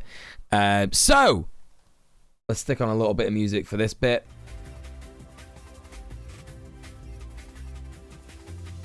I'm unable to... Oh, I've been blocked by this person. Oh no, it's just protected tweets. Oh shit, so I can't see this. Unfortunately. I can see a little bit of it, but... Anyway, this person is saying you can paste the entire B-movie script into the Texas anti-LGBTQ plus drag show reporting website. You can do that. It is a thing that you can do. It's not illegal as far as I know. So, you know, I can't tell you to brigade a thing because that's against Twitch terms of service. So I'm not telling anyone in the chat to do this because that would be wrong. It could get me banned. So don't do it. But you can, like, you know, literally go to these websites and just put nonsense in. I can't remember the exact website, but it's, you know, there are, you know, a lot of people who are kind of like, there are a lot of states that are like, you know, well, the states themselves aren't hosting the websites, but like random fascists are starting up websites to report drag shows, you know. And that's that. No, not wink wink and not do it in Minecraft. I'm literally telling you not to do it. Like, and if you joke about that in my chat and I don't moderate that correctly, I could be banned. So don't joke about that when I'm telling you that something breaks terms of service. If you then joke about that in my chat, I will ban you. Does that make sense? This is like the same thing about violence, right? Because this is my living, folks, right? I do this for a living. You know what I mean? And you know how they just ban leftist channels willy-nilly. So don't fuck around like that because I'm not kidding. I will ban you. I've done it before. Right? I've done it before. So anyway, moving on to the next story.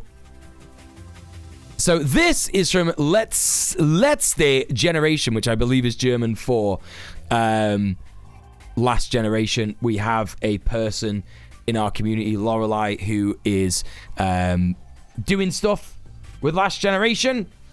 So big up to Lorelei. Lorelei actually putting herself out there and doing some awesome activism. Really proud of so far. Anyway, Judith Beadle blocks a freeway alone. We have maybe 2 to 3 years to get off course towards climate collapse. If we don't act now, we will be the cruelest human race ever. I don't want my kids to experience that. Yeah, so, you know, this is an unfortunate scenario. Like, you know, look at the way that the cop is handling this person, just dragging them off the highway. And the excuse that they're going to use for this is that, like, oh my God, she could have been killed, right? She could have been killed. And it's like, no, dude, no, people are not stupid. They will either go around her, you know, or they will stop before they see her. You know what I mean? And she knew the risks. You know what I mean? So the police are just like, right, I'm going to give this woman 3rd-degree burns, drag her ass right across the asphalt. So, ab hinter die Leitplanke, ansonsten gibt's was. Fucking Nazi bastard. Anyway, you know, it's easier to call cops fascists when they're German, isn't it? You know what I mean? Literally. Anyway, sorry. Listen, no offense to the Germans. Listen, I'm sorry. It's just ironic, isn't it? It's just ironic. Listen, okay, right. No, maybe that was a bad joke. Okay, anyway, listen, we're moving on. We're moving on. Anyway, listen, there's lots of really cool Germans who are awesome anti-fascists, right? Off behind the plank, otherwise you'll get some, is what the cop said. Oh, so an actual physical threat. An actual physical threat from the copper as well. What a piece of shit. Okay. Anyway. Next bit here. I thought that this was a bit of... I thought this could be a bit of fun, but Lyra is saying that this thread is something. So perhaps this thread is not going to be a bit of fun. Let's have a little look at this. Reasons why bisexuals shouldn't exist. A thread. Okay. They're so hot they'll get every bitches. End of thread. Thanks for reading and retweeting. Hello, hot bisexuals. Follow me, a hot bisexual. Damn! It was a bit of fun. Look at that. Buzzing. Absolutely buzzing. I mean, you know. He's right, and he should say it. Although I'm not going to like that one. Hello, hot bisexuals, follow me, a hot bisexual, because apparently this person is 17 years old. No thanks, mate. Not in a million fucking years. Anyway. It was a good thread, nonetheless. Anyway. Another tweet from Ravana here. We love Ravana. Again, I'm going to give her a shout out as well. Boom.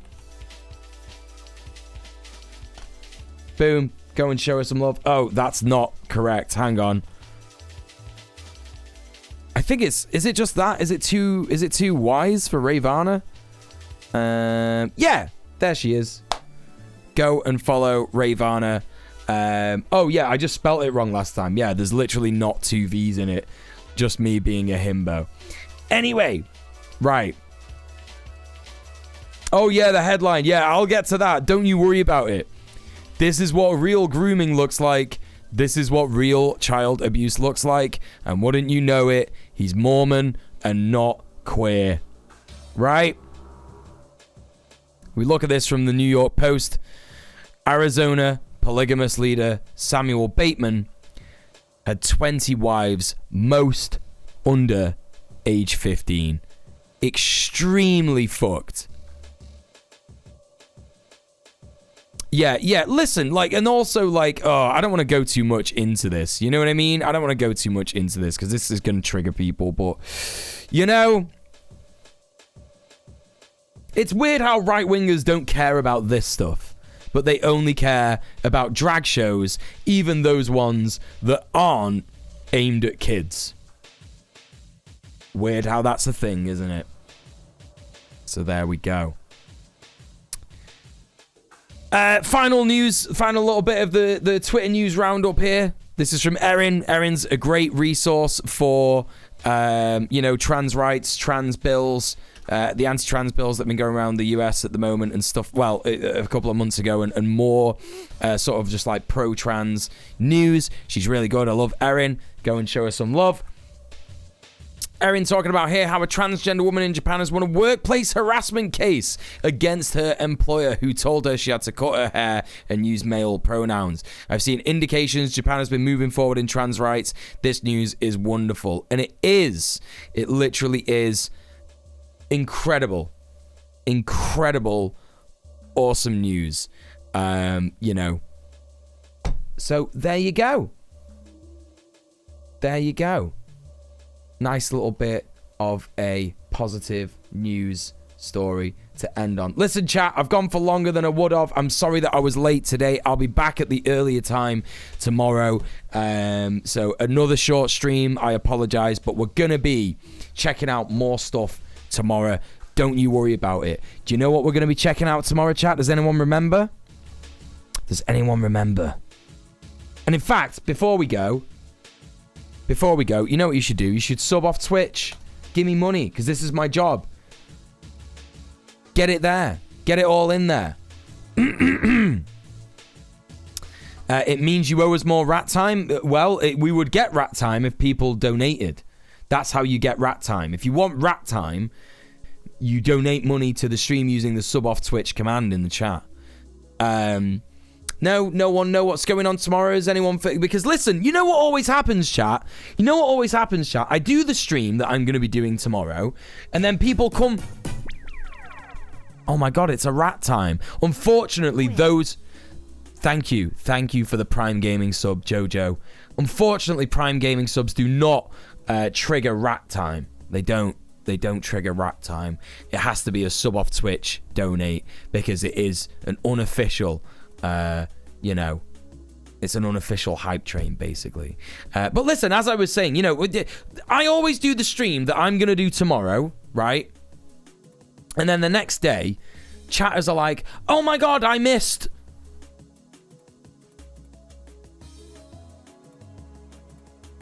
What is it, chat? Oh my god, I missed. No? Nobody? Well, that's why I'm doing this, because everybody doesn't know what the fuck I'm talking about. Everybody's literally just sort of like chatting other things, and saying, they don't know what's going on. Lorelei's got it! Lorelei's got it. It's Trash fucking Bingus. Tomorrow is Trash Bingus. Not only is it Trash Bingus, but it is Ultimate Bingus.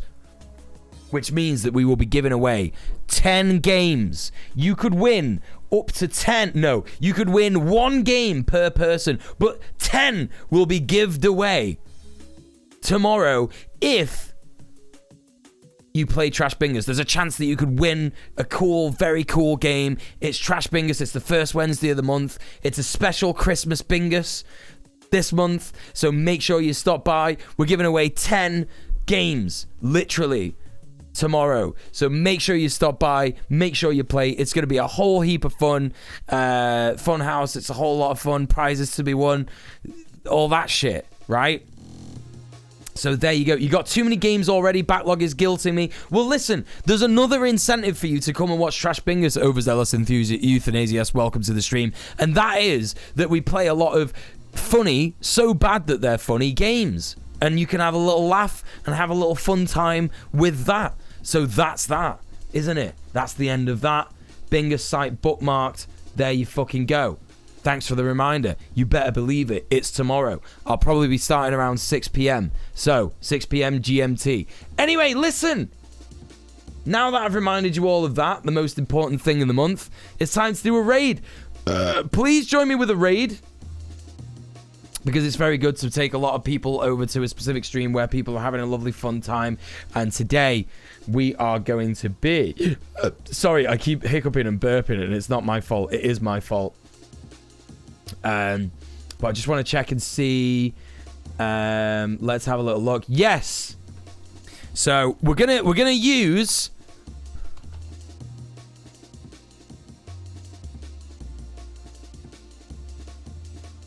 We're going to use a unique raid message today, chat. Because today when I was at my mum's, right?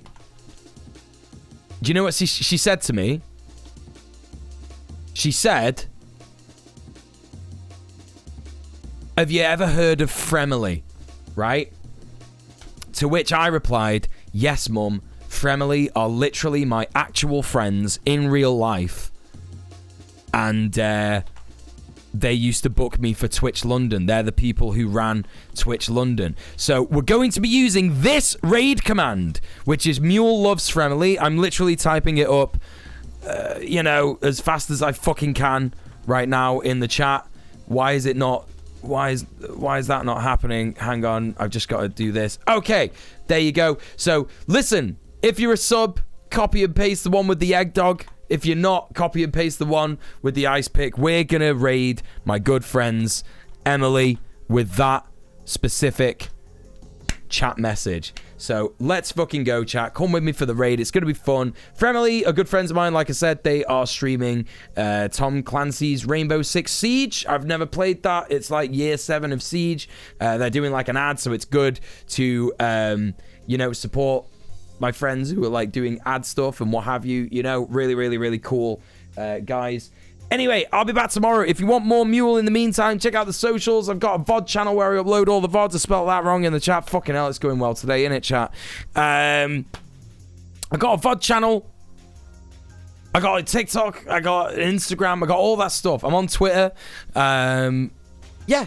That's it. That's the end. Thank you, everybody, today for the donos. Thank you for the subs. Thank you for the follows. Thank you for being here in the chat and having a little lovely laugh with me. And also, thank you for lurking if you're a lurker. And thanks on the VOD. Make sure you like, subscribe, and comment. That really helps me out a lot. Anyway, I'll see you next time. Mwah! Peace, peace, peace, peace, peace, peace, peace.